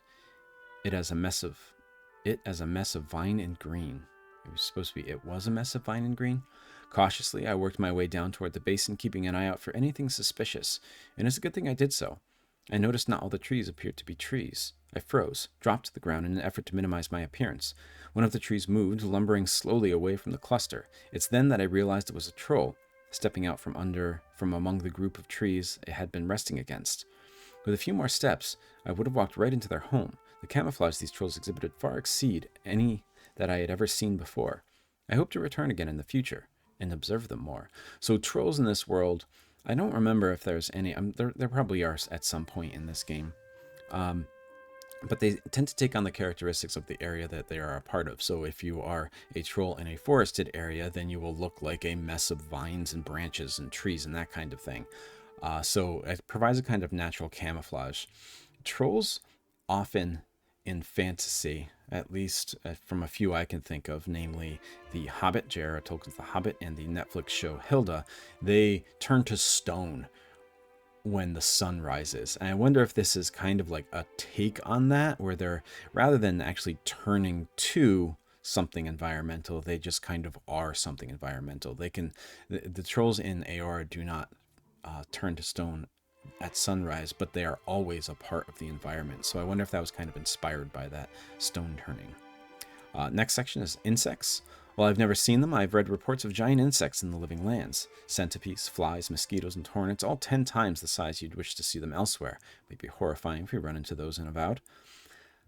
Imagine making camp. You've just gotten everything set up. There's a nice fire going next to your shelter. Something is gently simmering in the cooking pot. You sit down, finally feeling like you can relax after a trying day. You feel it tickling at your feet, insistent and prolonged. Reaching down to brush whatever it is away, your hand comes into contact with something hard, long, and flexible, winding its way around your boot. You look down to see a centipede the size of your arm casually making its way over your feet toward the far side of your camp. You would get out of that camp, wouldn't you? That's exactly what my friend did when he realized he had started his fire over a centipede nest. So this is not a first-hand account, this is just something that his friend told him. And then finally, plants. And lest we forget, do not let your guard down around the plants. I discovered a wonderful collection of giant flowers. They were bright pink and grew in a circle around a central stalk. What an aroma! I lacked the words to describe how delectable it was. Sweet, fruity, and light, with just a hint of something tangy. Looking closer, I saw some berries growing at the stalk at the center of the flowers. Well, I just had to have them. so I started pushing my way through the flowers. Then, the vines growing around the base of the plant began to twitch, and the blooms turned toward me. It was at that moment I saw the blooms weren't actually flowers, but hinged jaws. I had been fooled by its camouflage. I quickly retreated, pushing my way back out just in time. The blooms slammed shut. If I had still been standing there, trying in vain to reach the berries, I wouldn't be writing this book today. So maybe those are little hints of things that we are going to fight in Avowed in the Living Lands. That's where the book was, and we have some medical supplies here. I wonder why this says it's stealing, but this is not highlighted in red.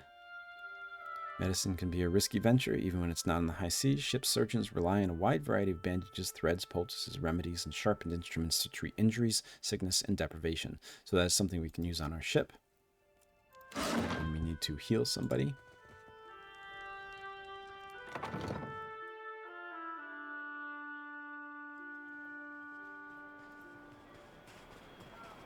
Alright, so where is Mokeha?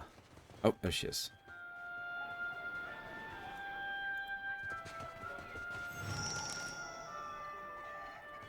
The Omao woman steps sideways, angling herself towards you, and meets your gaze with an intense stare. I do not know you. Her voice is quiet, but each word is clipped and harsh. You were looking for Ikawha?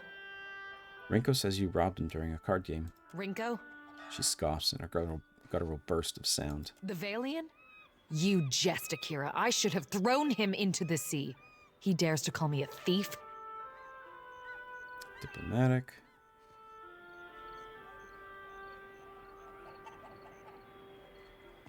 Why don't you tell me what really happened? What else? The Valians are fools. But Ikawha wishes to trade, so we must be patient. We must save them from Nagate's storms, even when they ignore our advice. So here we have Ngati again, but she pronounced it Nagati. I was going to save this for later because I remember a specific person saying this, but both of these are Huana people that have pronounced the same word differently. I think this was a kind of missed opportunity here.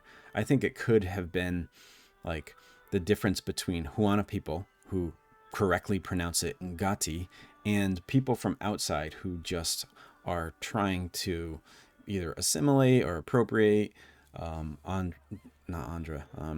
culture, and they pronounce it Nugati. And it could have been like a little kind of characterization there if they were given a little bit more guidance. But I think here it's just one voice actor saw the word and pronounced it Ngati, and another voice actor pronounced it Nagati, and then they just threw them both in here. So I believe in Fallout New Vegas, depending on how you pronounce Caesar, you can tell like where your loyalties lie. I think this could have been a cool way to show that in this game, and it's now a missed opportunity. So it's just kind of randomly pronounced Ngati or Nagati, depending on who the voice actor is, not the character. All right, that's all I'm going to say about that. So she seems to be angry that Valians are a part of their island in the first place. Ikawha told me I should see the tavern, speak with their people, learn patience. The trader Eophania, she taught me to play Valian cards. A simple game, but none would play with me in the tavern. Not until Rinco. I thought him kind until I proved the victor, and he grew angry. Until he stood in front of his kin and called me a Mataru of Satahuzi, a filthy islander and a cheat. So Rinco insulted her, and Mataru is the highest class of Huana society, so she feels like she deserves better. For that? Yes, I beat him. Why does this concern you?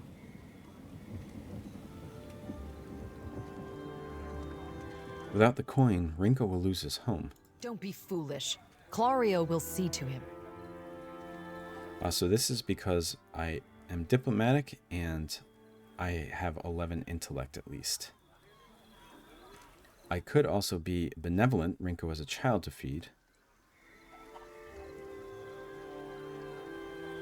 I don't think she'll respond to that. I'm going to do this first one. This isn't how it works. The Valians have to pay for their food and pay taxes. His kinsmen would let him starve? Mokeha's brows fury, and her eyes search your face. Why did this not prevent him playing at cards in the first place? Are all Valians so mad for coin? So it seems like the Huana just kind of, depending on your caste, of course, share food for everybody. I don't want to make it sound like it's some kind of socialist society or communist society or anything like that.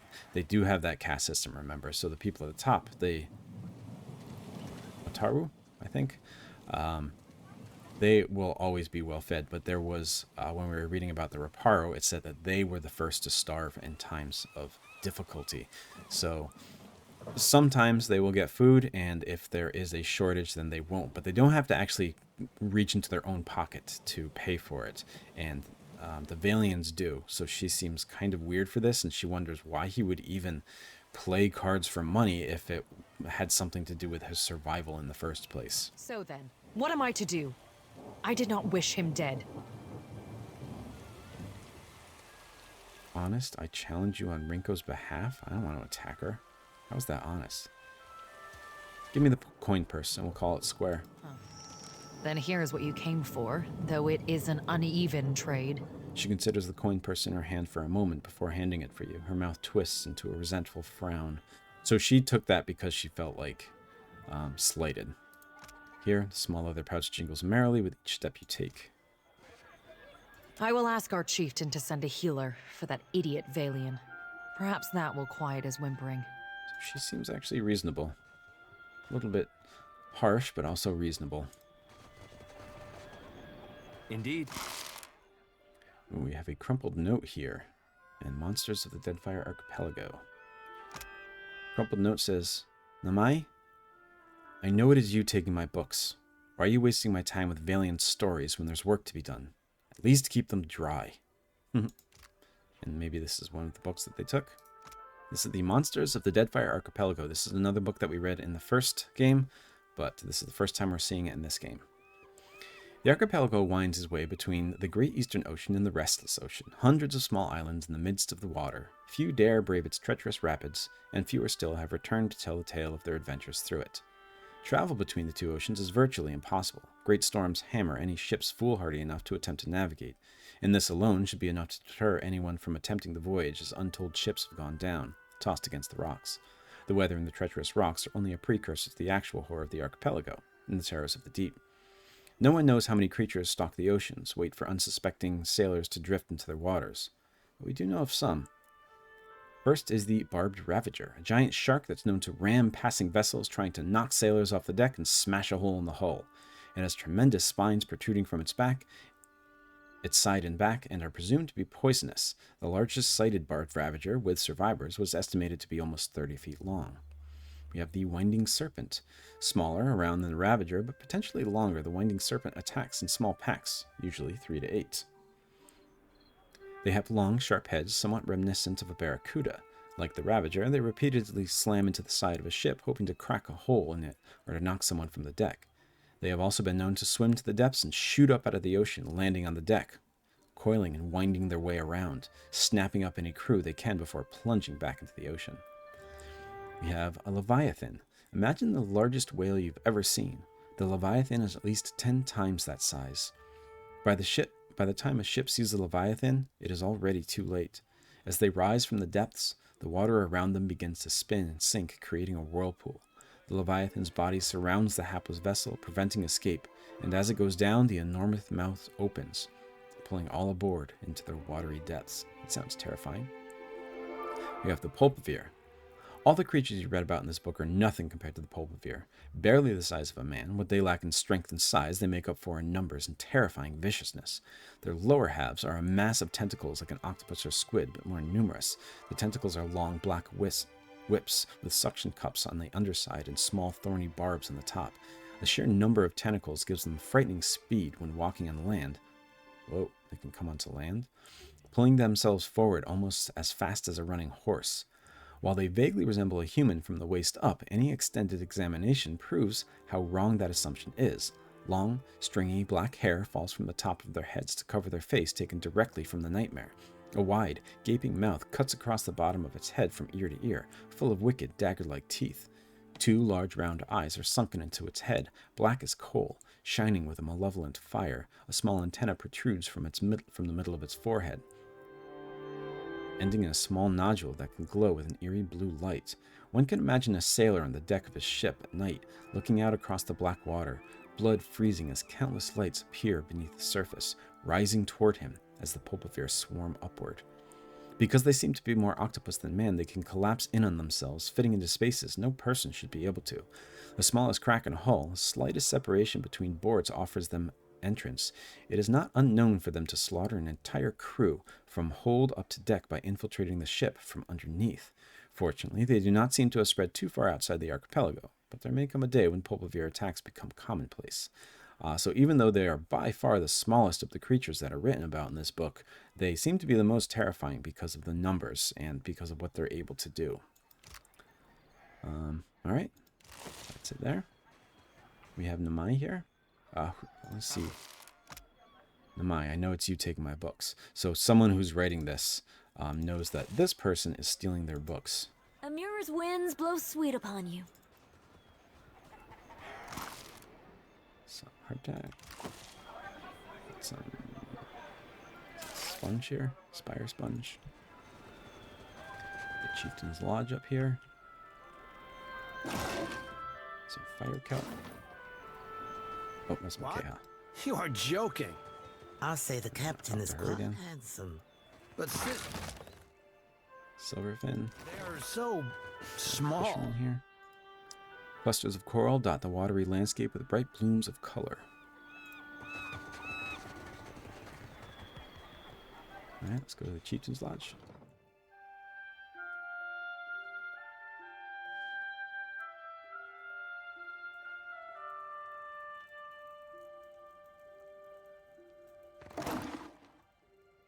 Some rum.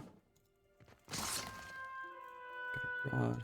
I wonder if it's red because someone sees us and we would get caught. So it's stealing no matter what, but if it's red, that means that they will see us steal.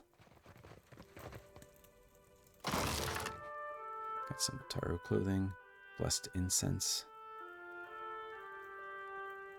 potion of spirit shield, Taron Jatir, Indazash. Okay.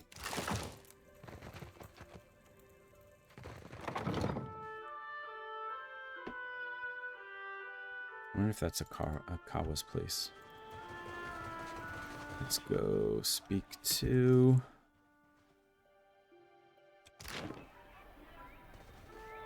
Rinco. We can actually go right to Rinco's home from here.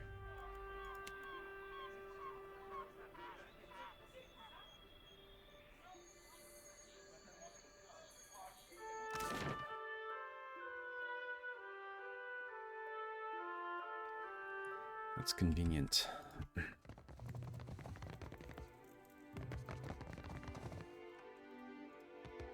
Most days I'd fire up the kettle for you or something. Sorry. I spoke to Mokeha. She claims that she won fairly and you insulted her. A surprise! The brute speaks! And you have survived the conversation in one piece. Merla. Perhaps my tongue was loosened by drink. What of it? Is any man who insults the savage's pride due a beating? The law is on my side. It might have helped if you didn't call them savages. I refer only to Mokeha, that shark-faced harpy. May Andra's beasts feast upon her eyes. Rinco thrashes feebly in his bed, one fist raised defiantly. She cheated me. Are we to lose our home for the sake of Clario's alliance? Here, Mokeha apologized and returned your money. She what? He eyes the coin purse in his hand, then angles a one-eyed glower up at you. Let her apologize to my face, the shark spawn. Merla. What good is an apology? Does it fix my ear? So he did lose his ear. Enough then. I am forgiving. You have what I asked for. I promised you a share of the coin. We leave it at that. So you got 1,000 copper. You have saved my family, Aimiko. I say it plain. Aggressima. His head drops back onto the pillow and he raises an arm in a weak gesture of farewell. Alright. Quest is completed. A closer way to leveling up. Pretty close.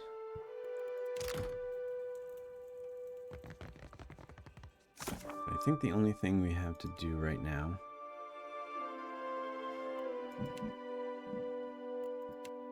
see, it says we should be able to do this quest on Gorecci Street, but we are getting our butts kicked. Let's go see if we can find that the mining site.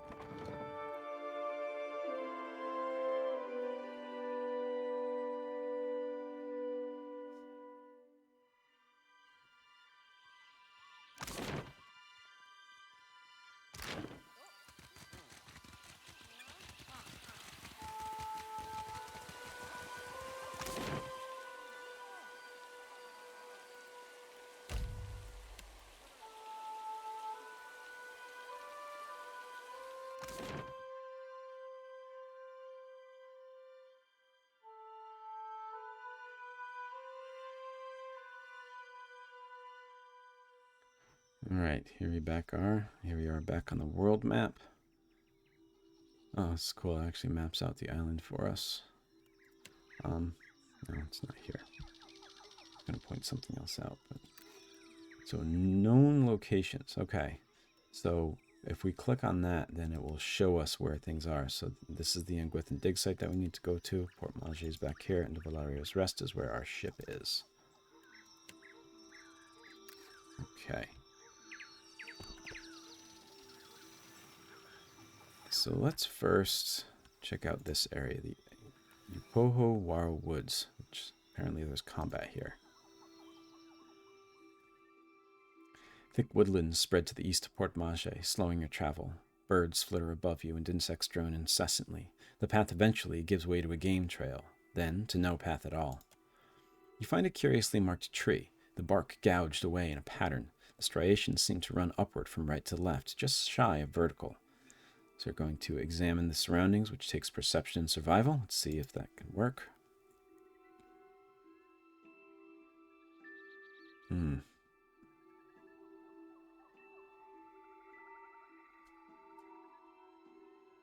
Let's choose a dare. Success. A dare examines the gashes of the wood, then plucks a tuft of hair from the side of the tree. Wild boar did this. A dare traps the tree. Look at this. A sigil's been lightly carved into the wood, so faint as to be almost imperceptible. Continue cautiously forward. You press carefully into the forest, your clothes damp with the humidity and water dripping from the trees above. A quiet rustling in the underbrush draws your attention northward, deeper into the forest. Hide in the undergrowth. Oh, failure. You duck silently behind a log and Shodi follows behind, only to lean against a branch that breaks free of the trunk with a loud snap. The sound approaches, and a tall Aumaua appears through the vegetation. Matted red hair frames his head, while boar hides drape from his form. Stranger still, several wild boar attend him, their hackles up as they snort at you.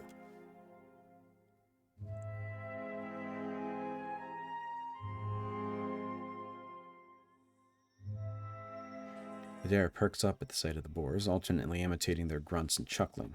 Only at length, in what appears to be a heel-dragging afterthought, does his attention at last turn to the strange man in their midst. In other words, Adair is distracted by animals.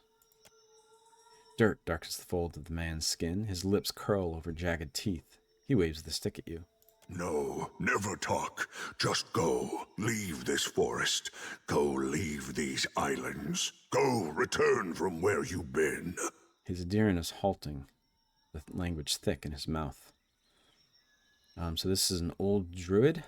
Apparently this is his home.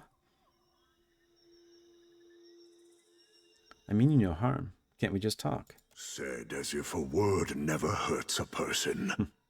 You go. Speak quickly then. Your words disturb this place. What are you doing out here with all these boars? Learning. The boar teach much about survival if one listens, if one watches. So sing.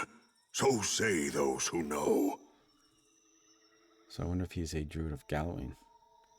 Those who know, who would that be? This question helps neither of us, I say. Well, it sounds like you're speaking of Galawain. Always you foreign sorts speak of your changing god. I say you know nothing of change, and less of the hunt.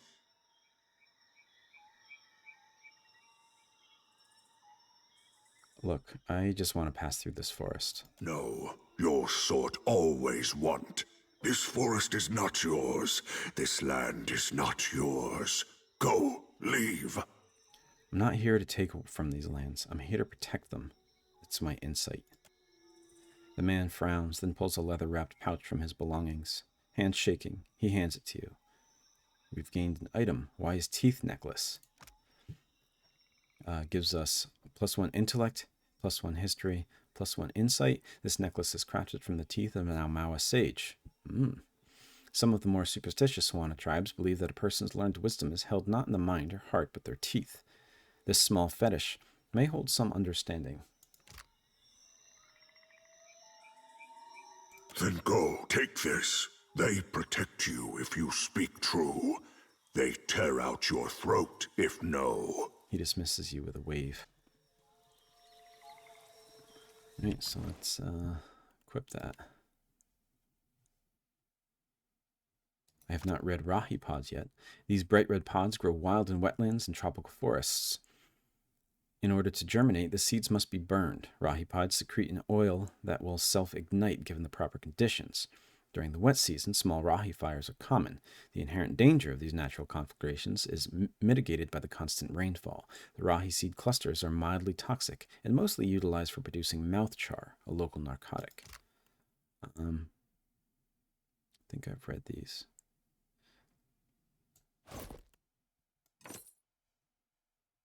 Isn't that lovely? Okay, so we did not have to fight him. Did we get any experience for that? Maybe we have 2 more than we had last time.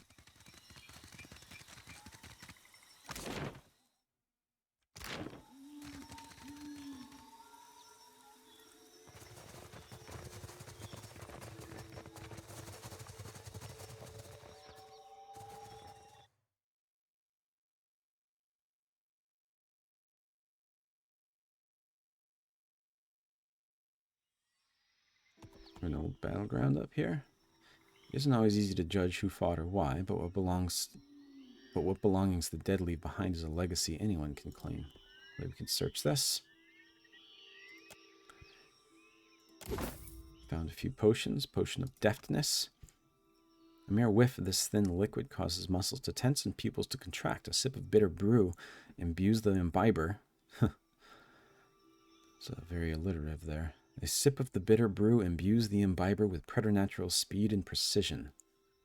Gives us +5 accuracy and +15 action speed for 20 seconds. We found some spark crackers. Found a ring of minor deflection. We found a scroll of thrust of tattered veils. We found a scroll of winter wind. And that's it. So let's get this ring of minor deflection onto Gjarc.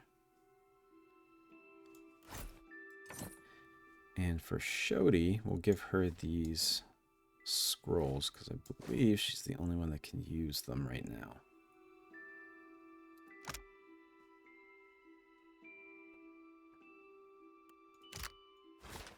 So that's low damage, but high chance of disruption and winter wind.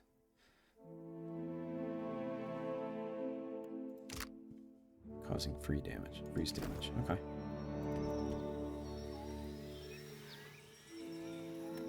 Let's see, this is footsteps here. We have already been there. This is Wakaru Pass.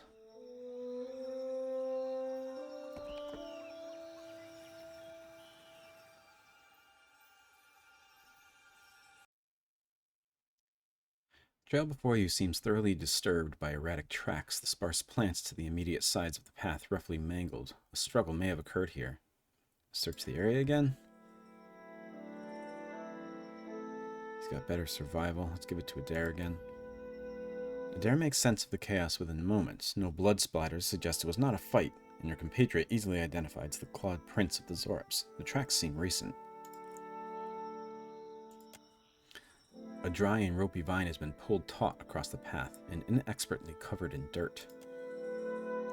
Beyond, a group of robed figures cringe and cower at a nearby river's bend. Each is frozen in place, ashen and gray like statues crafted of soot. Disarm the trap. Gjarc should be able to do that. Yep. Though the trap seems simple, you take care as you disarm it and collect its component parts. Got a corrosive crowd trap. Continue cautiously forward. Search for the Zorips. You hear a series of quiet chirps and growls ahead and make out the movement of small forms through the undergrowth. Sneak closer to observe. You creep closer, parting the grass for a better view. A handful of Zorips hiss and snap at each other, shaking their spears in their scaled fists. They stand over the apparent source of their argument, a small pile of loot likely stolen from other travelers. You can stoke their anger as a cipher. I can just ambush and attack. Let's stoke their anger. You reach out with your thoughts and brush the simple, chaotic minds of the wilder. As if blowing on an ember, you encourage their anger. Their hissing grows more heated, and they begin to jab at one another. Finally, two leap at a third, who scrambles away and into the overgrowth. The Zorips all give chase, crashing after. With the Zorips gone, you're able to collect what they left behind. You discover a few coins, a tattered cloak, and an old stiletto. 9 copper pyres, a cape, just a regular cape, and a stiletto. Okay, that's it. Probably could have gotten to a fight there.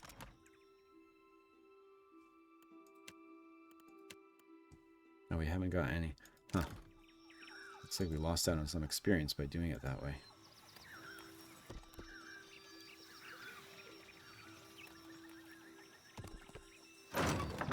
Some ale. Leftover campsite. This is where you have to go. Got some fresh fruit. Oh, there's a shipwreck up here. You stumble upon an ancient shipwreck. Its sail hangs from the main mast like cobwebs shredded by cannon fire and vicious winds. The ship's hull is cracked and bow.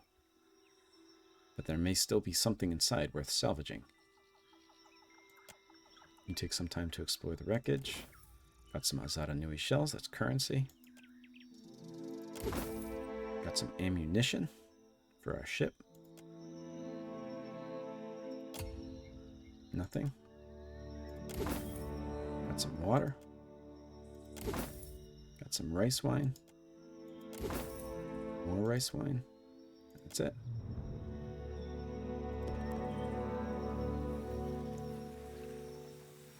Alright, let's head on into the dig site.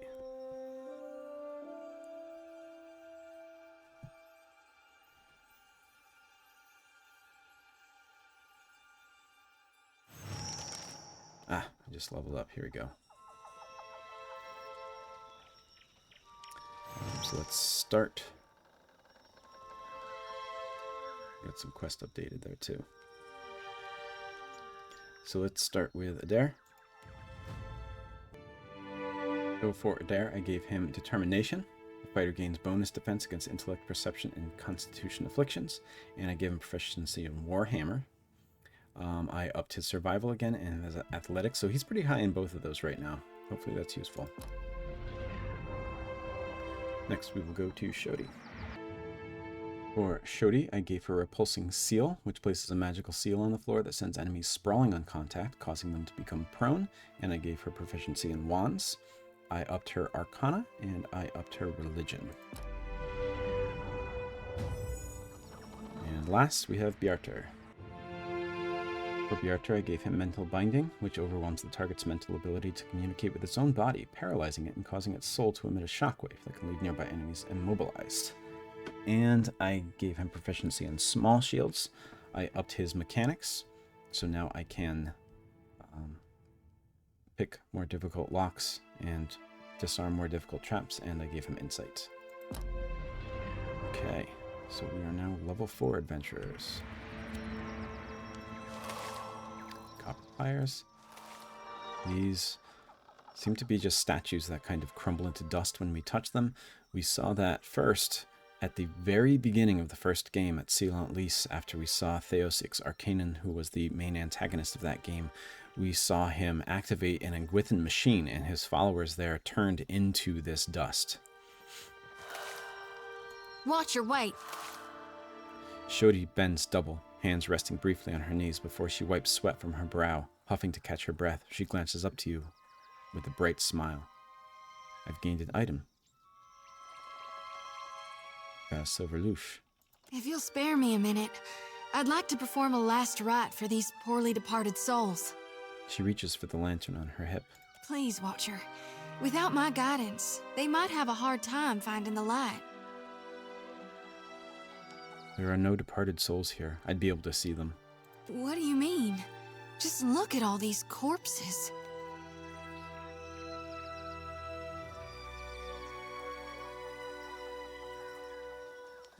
So I can either tell her that the souls were sucked up by Aethys. I'm going to tell her that I'm a watcher. I don't know if she knows that yet. If there were souls here, I'd be able to see them. Well, that's a problem. How am I supposed to serve my duty if there ain't any souls to shepherd? There are lost souls on Port Maje's beach. I would like to visit the beach later then, if you don't mind. But for now... She squares her shoulders and lifts her lantern. While I do thank you for shielding my pride, Watcher, I figure it's better to be safe than sorry. So if you don't mind, I'll just do a calling, real quick. I'll allow it. Mighty kind of you. She grins happily. With 2 intense strides forward, she unsheathed her sickle and lantern, fluidly swinging each in a series of well-practiced movements. Chanting, whirling, weapons slicing the air, Shodi's voice lilts and falls in an invocation, a summons to any departed lingering in the area. This here's a final call for all souls. Last stop for the lost. Gather round now, I'll cut you loose and haul you into the light. Swinging the lantern faster and faster, Shodi plants her thighs wide and then thrusts her arms up high over her head. The lantern rattles in her grip, and the light from within flares blindingly brilliant. In the silence of your held breath, it almost seems like a soul should lift up from within one of the corpses, quivering in the air before siphoning into the lantern's fading brilliance.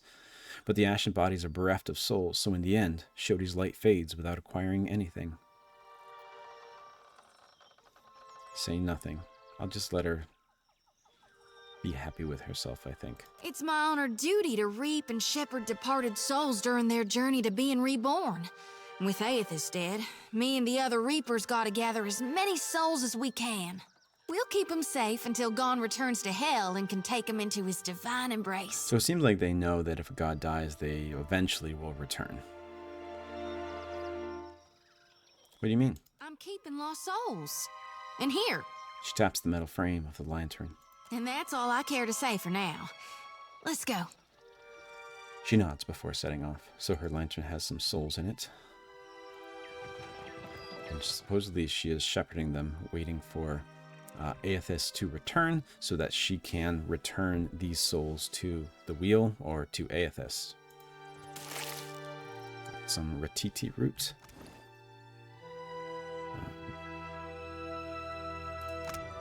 Transplanted by dear wooden settlers long ago, this blooming plant now grows wild on moist islands of the Deadfire. The roots are commonly used to create taro chew.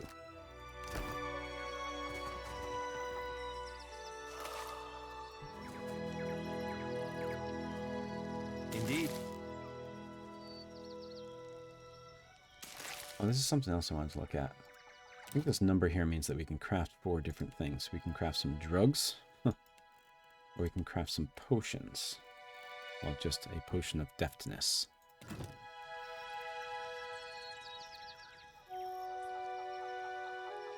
Of course.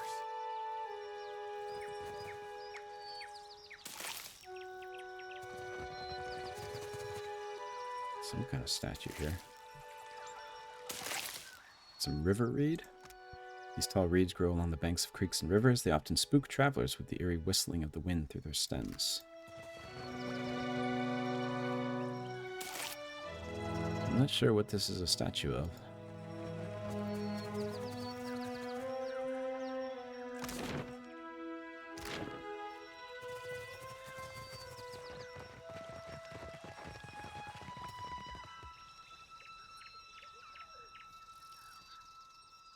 We got Some worms.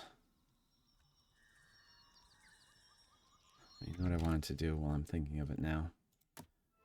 Auto pause. I don't want it to auto pause on low health.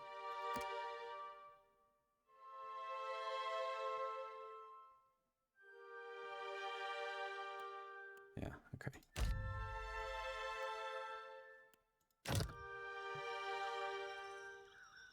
Trouble, folks.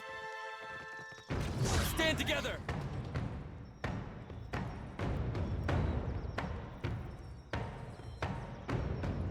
Yeah!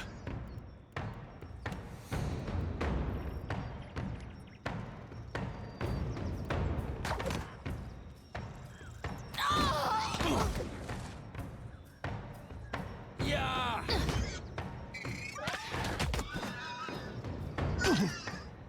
Mo, Ixie, on us! Okay, now I can cast one of my level 2 spells.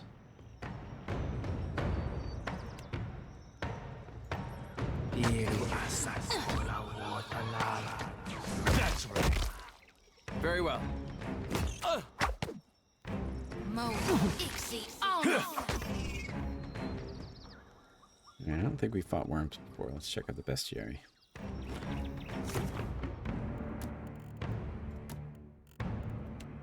The beast. So it's under the dragon setting. This is a worm right here. Young dragons begin their life cycle as worms, though most never develop beyond that stage. Worms are clever and sly, but not especially intelligent. To develop into a drake and eventually a dragon, a worm must have ample space and resources. They will not develop if they live near existing drakes and dragons. They must seek out a habitat that has not already been claimed by our larger counterpart. Since the chances of further development are low, most worms will band together in covens for survival, yet they remain bold and highly aggressive creatures, so the covens they form tend not to last long. So this is what could someday be a dragon, although many of them don't actually make it to that stage. The first stage is a worm, the second stage is a drake, and the final stage is a dragon, but very few actually make it to dragons. They need space, they need to have lived for a long time, and they need to have survived on their own as well. Got some claws. Yeah, it's just a generic claw description. Got a leathery wing. Certainly. Quietly now. Happily. Luminous Adra pool. That's what they're mining here, Luminous Adra. This is a weathered journal page. Whatever Oderisi, that's the man that we're looking for, did to that last batch, it's working. We're seeing much higher concentrations of essence in the harvested Adra. I only wish he'd let the rest of us in on his methods. One of our Huana workers got the jolt of his life transporting one of the crates, and that's on top of the one that got blinded last week. All Oderisi has to say for himself is that they were careless. I'm the one paying for these islanders' families out of my pocket. At this rate, I'm going to be the one idiot who comes out of this whole enterprise with less money than I started. Signed S. Got a scroll of minor healing and a dagger.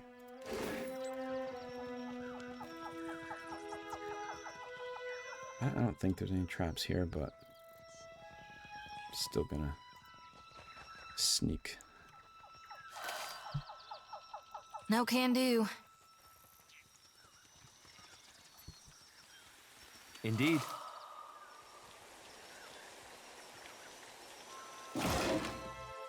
Some hardback.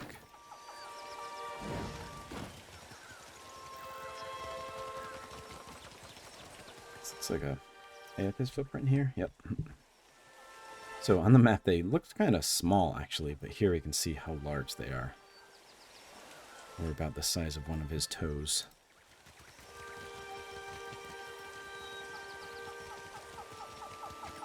Dim in the lantern.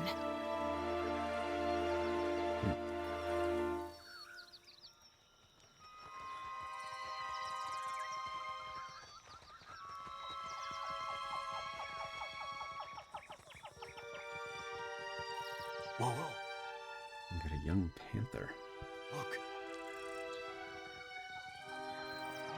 And a worm.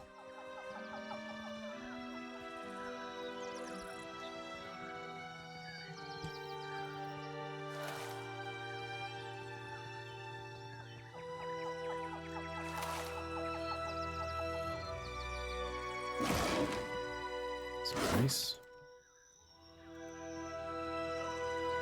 Some explosive barrels.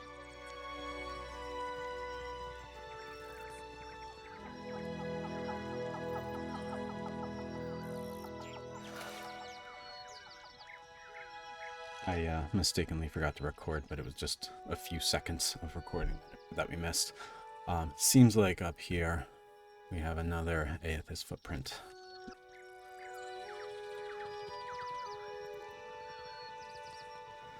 Foreman's quarter over here, the arena sublevel. Happily. A scrawled note. Says, Ferris, take this coin out to the Huana village and see if you can round up anyone willing to do a week's digging for pay. Try the low-caste types first, the Reparo. They're used to hard work and they don't ask for more than their share. So it seems like they're using the Reparo here.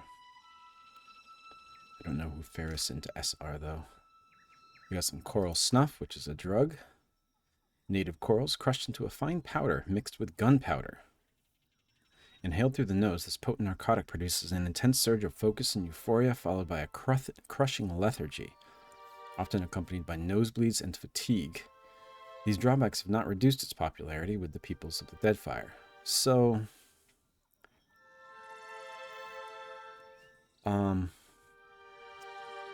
in the book A Long Way Gone by Ishmael Bea, it's the true story, it's a memoir of a Sierra Leonean man who, when he was a child, was recruited as a child soldier. He talks about in their camps, they used a drug which they called brown, which was cocaine mixed with gunpowder.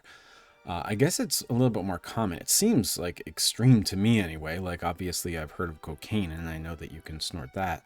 But the fact that it was also that they also put gunpowder in it, like, it seems to me almost like it's just a way to get more of it, like spread its use, like you're almost cutting it or something like that, like you would put water into something to make more of it, but I guess not. I guess gunpowder actually does have some kind of effect here, but this seems almost exactly like that, this coral snuff that people use here. I wonder if it was inspired by brown, or if it's just a much more common thing that is used the world over, and they just put it in here. But this is definitely, since it's inhaled through the nose, it's definitely cocaine-like, and since it's mixed with gunpowder, it made me think of brown. All right. Wonder if that's how they're getting their workers to work even harder. Of course. Whoever was in here left in the middle of drinking their tea. Okay. So maybe something sudden happened here. Warning, extreme danger inside. By order of Gorecci, the training hall is off limits to exploration. And that's the ancient training hall there. We have a deserted cat. Indeed. I didn't get that before.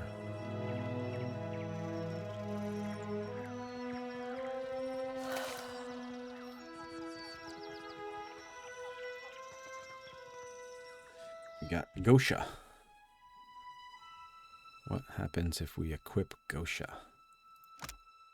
While Gosha is following you around, you receive a bonus to perception, and enemy weapon attacks are less likely to crit against your party.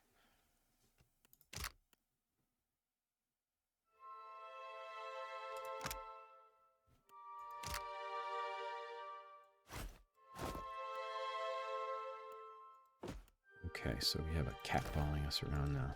It's cooler than a bird.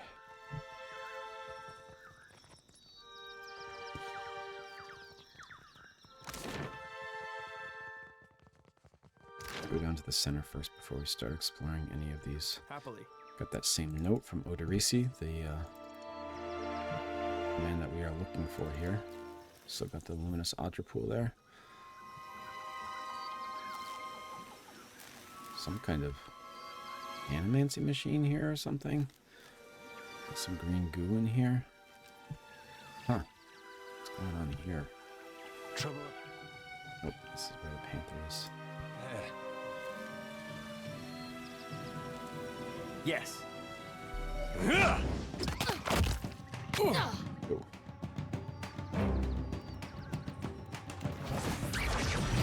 that! We're losing folks! Whoa. All right, Mo. Ixie on.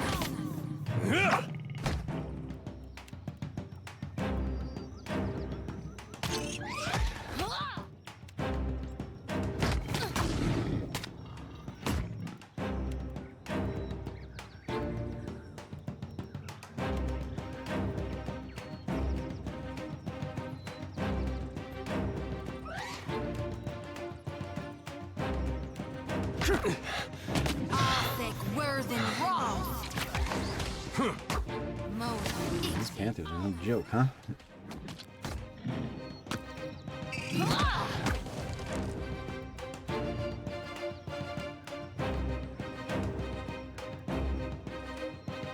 Oh, she's using her spells automatically.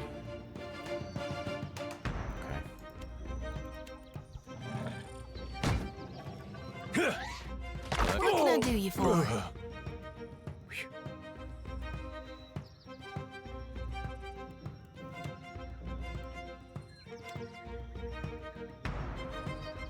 Lorethrough, be on sync.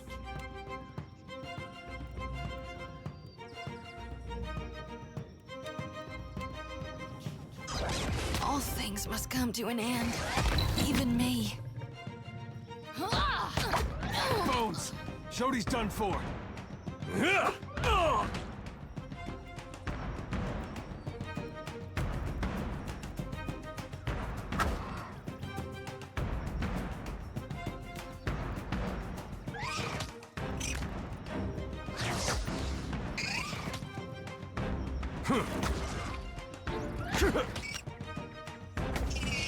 Stay by. Survive this.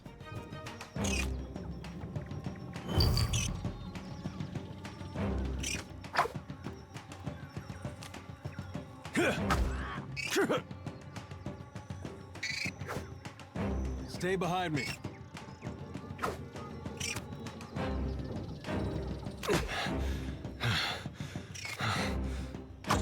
Phew. That was much tougher than I thought it was going to be. So they are wounded here. So they get serious burn. I think Adair must automatically get back up when he loses all of his endurance. Also, I want to go with the AI here. I'm going to switch to auto attack only, so that's all she does.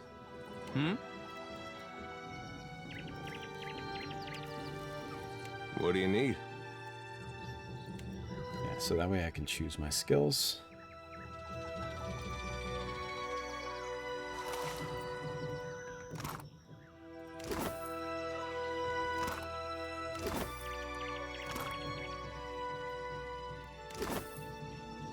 Of course. Not a sound.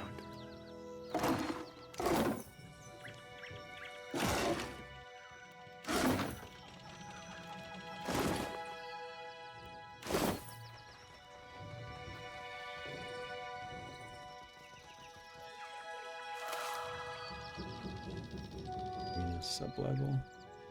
This must be the arena here. Of course. The generator occasionally vibrates wildly, and you can faintly hear the sound of metal grinding on metal from somewhere inside the machinery. And so here's the entire map here. We have this dome that seems to have been destroyed. I wonder if Aeth has stepped on it. We see a few of his footprints here.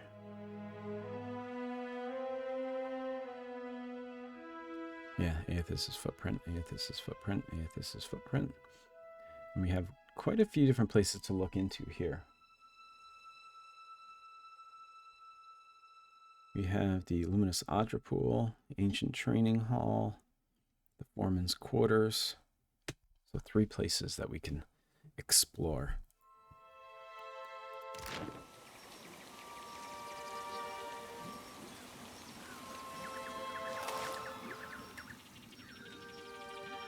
Alright, let's go to the foreman's quarters first. Can we rest?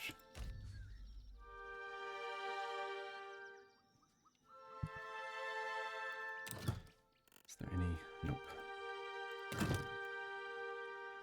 So I can eat some food.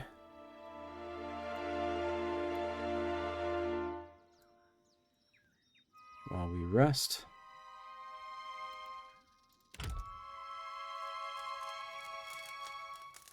Appears that you don't need camping supplies this time around. You just choose food that you want.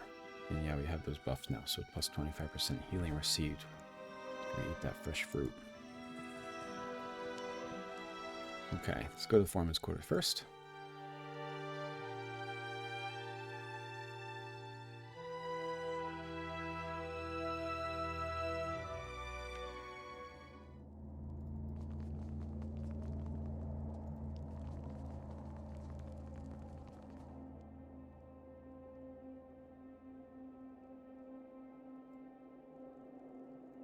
Beetle here. Stand together. May I be a candle. Okay, so some came up.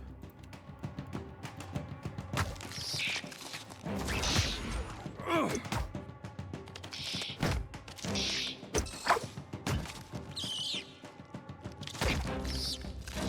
those weren't too tough. Didn't read anything about panthers. Let's see what it says about panthers.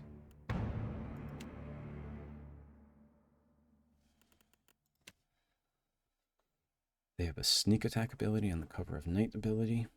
The Scourge of the Jungle, panthers are a master of the silent kill. Though they prefer swamp and rainforest, they have been known to roam across scrublands and desert. Consequently, they are widespread in the Deadfire archipelago.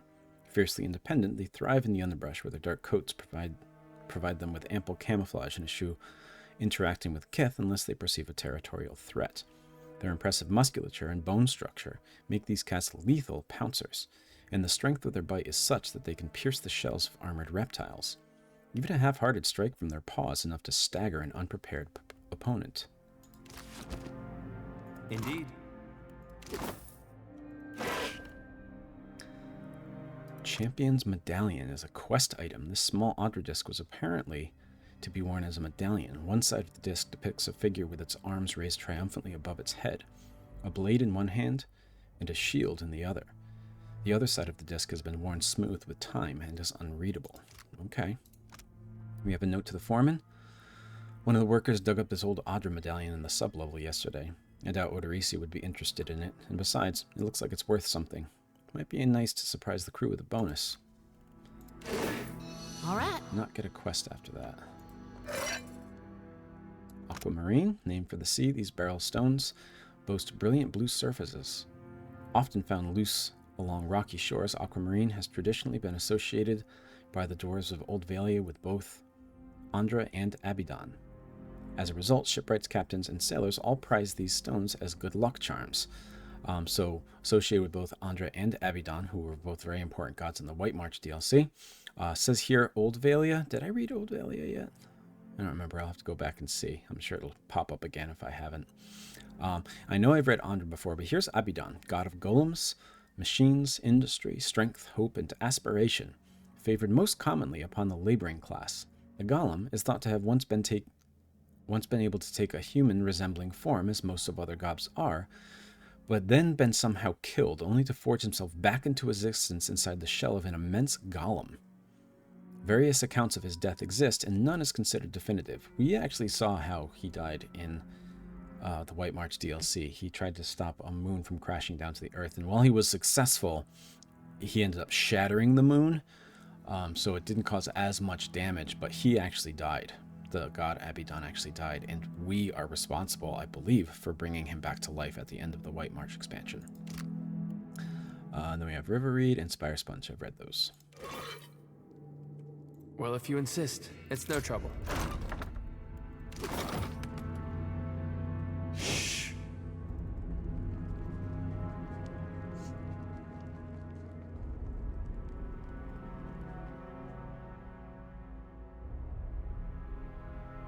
The sound. Okay, what's that? Oh.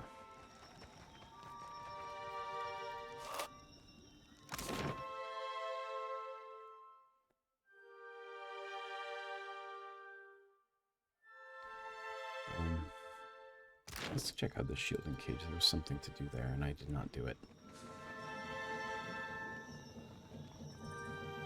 Happily. Several men and women appear to be locked inside a cage of some kind. They're little more than silhouettes beyond the glass, pointing and gesturing excitedly. You out there, are the beasts gone? One woman comes up the door, hands pressed against the glass. I took care of the creatures. The woman turns away to have a muffled exchange with the others. Then she pulls at something by the door, and you hear a rattling clank.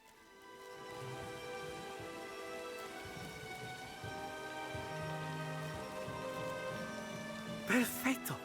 We are saved! A youngish man with bright eyes and a twitching smile claps his hands in joy as he steps out of the cage. The woman next to him, however, remains sober. Perfetto is a Valiant expression meaning well done, and he is an animancer. Me and the Watcher? We're always happy to help. She beams at you, eyes filled with pride. Governor Clario must have sent you to rescue us, no? But you do not look like one of his guards. This is Vanessa? Another Valiant? She rises onto the balls of her feet and peers behind you as if searching for someone else. She looks to be only midway through her 30s, though the serious set of her mouth makes her seem older.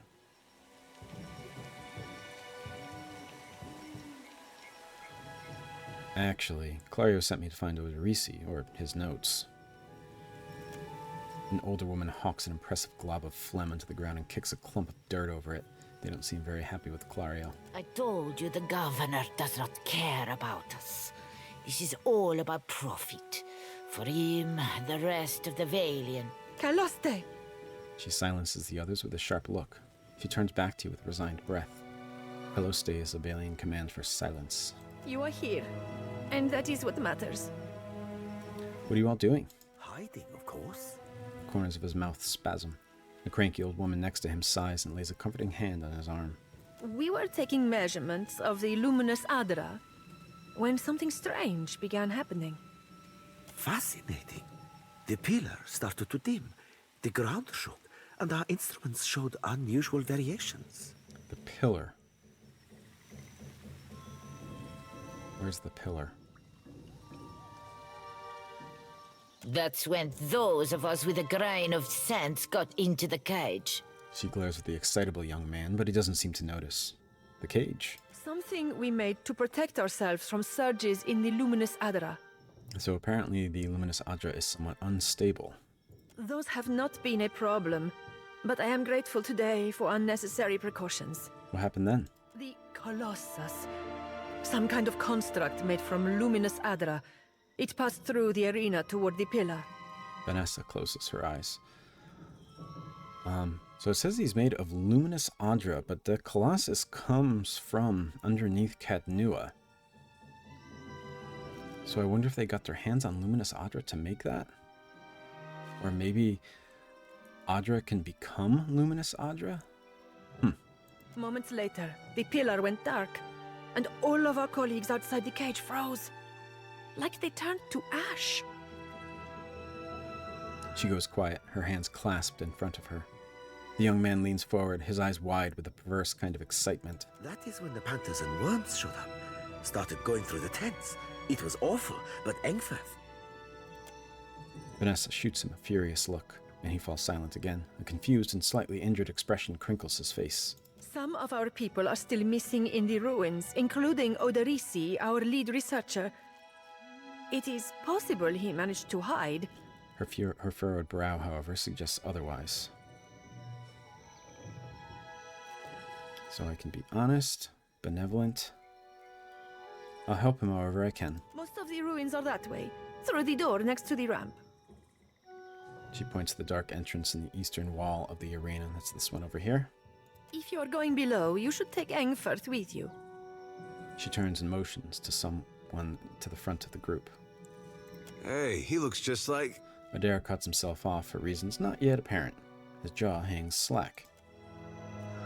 A sharp-featured elf comes into the force. As he meets your eyes, he gives you a knowing nod. He's earned a few new scars, but you recognize Aloth Corficer all the same. He taps a finger to his lips, a sly smile working its way across them. Engwithan knows a great many spells. At first, he even cast fire to chase away the panthers. This is Aloth. He was one of our companions from the first game. Here he is again. Until the flames nearly caught one of the tents. Regardless, I'm glad you're all safe. Agrasima, She sighs. I do not expect the ruins will be any safer. Many of our people remained behind, which has surely attracted more wildlife. It would be prudent to take help, as long as Engwithan is willing to go.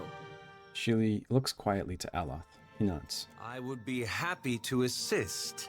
He holds your gaze with wide, expectant eyes. I'll gladly accept his help. He gives you a quick smile. Be careful. I'm Miko.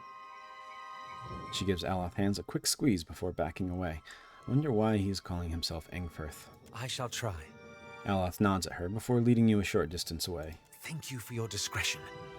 I'm certain you have many questions, but I fear they must wait until we're off this island. He casts a regretful glance back at Vanessa and the Animancers. You've made new friends. Animancers, no less. Aloth was not a big Animancy fan. I shall miss their company, though this only confirms that Animancy is a hazardous pursuit at best. So I talked about this in the first game, but Animancy is something with potential for great good, but also great evil. So it depends how you use it. It can be very powerful, but in the wrong hands, it could be awful. Very well. We'll talk later. Indeed. Gonna keep him as a wizard. He's leveled up some. So I'll do that off camera. So because Aloth just joined our party, they actually leveled him up 3 times. And because it was 1, then 2, then 3, then 4. So I spent time with our explosive skill and metaphysics. I upped them each 3. I gave him a weapon proficiency with rods. And I gave him the spells that you see. He has a lot of spells here. I think some of these are just part of his grimoire. So you can cast those regardless, or you can actually learn spells and you don't need a grimoire for them. The ones I got for him were Wizard's Double, which creates a duplicate of the caster to distract enemies, granting the caster a high deflection bonus until he or she is successfully hit. I gave him Ghost Blades, which calls forth unearthly blades into existence, inflicting immediately slash or pierce damage and hobbling enemies in the area of effect. And was it Merciless Gaze? Yeah, the caster becomes able to see enemies' weaknesses and vulnerabilities as though they were physically tangible, increasing the chance of landing a critical hit. Okay.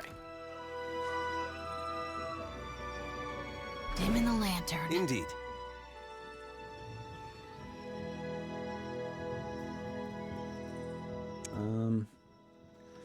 So I think that'll actually be a pretty good place to stop for today. We've recruited our 4th companion, Aloth, who is from the first game. We ran into a group of Animancers who had been exploring this area, this Engwithan Digsite. And we found out that Gorecci is trapped somewhere in here. They hid themselves in this cage here. When Aethys came, it was built to protect them from the luminous Adra, but it also protected them from the creatures that came. And they told us that Gorecci could be found somewhere within this structure here. So at the beginning of next session, we'll begin with that. We'll start by looking for Gorecci, seeing if we can find him for Governor Clario.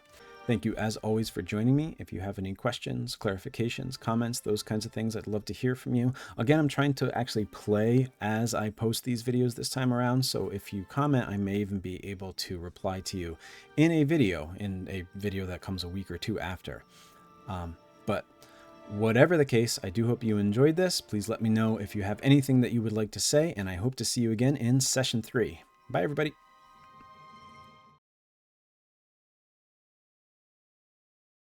As always, if you have any comments, questions, clarifications, I'd love to hear from you. But until next time, hope you have... Fucking Christ, I need to get like a regular sign off.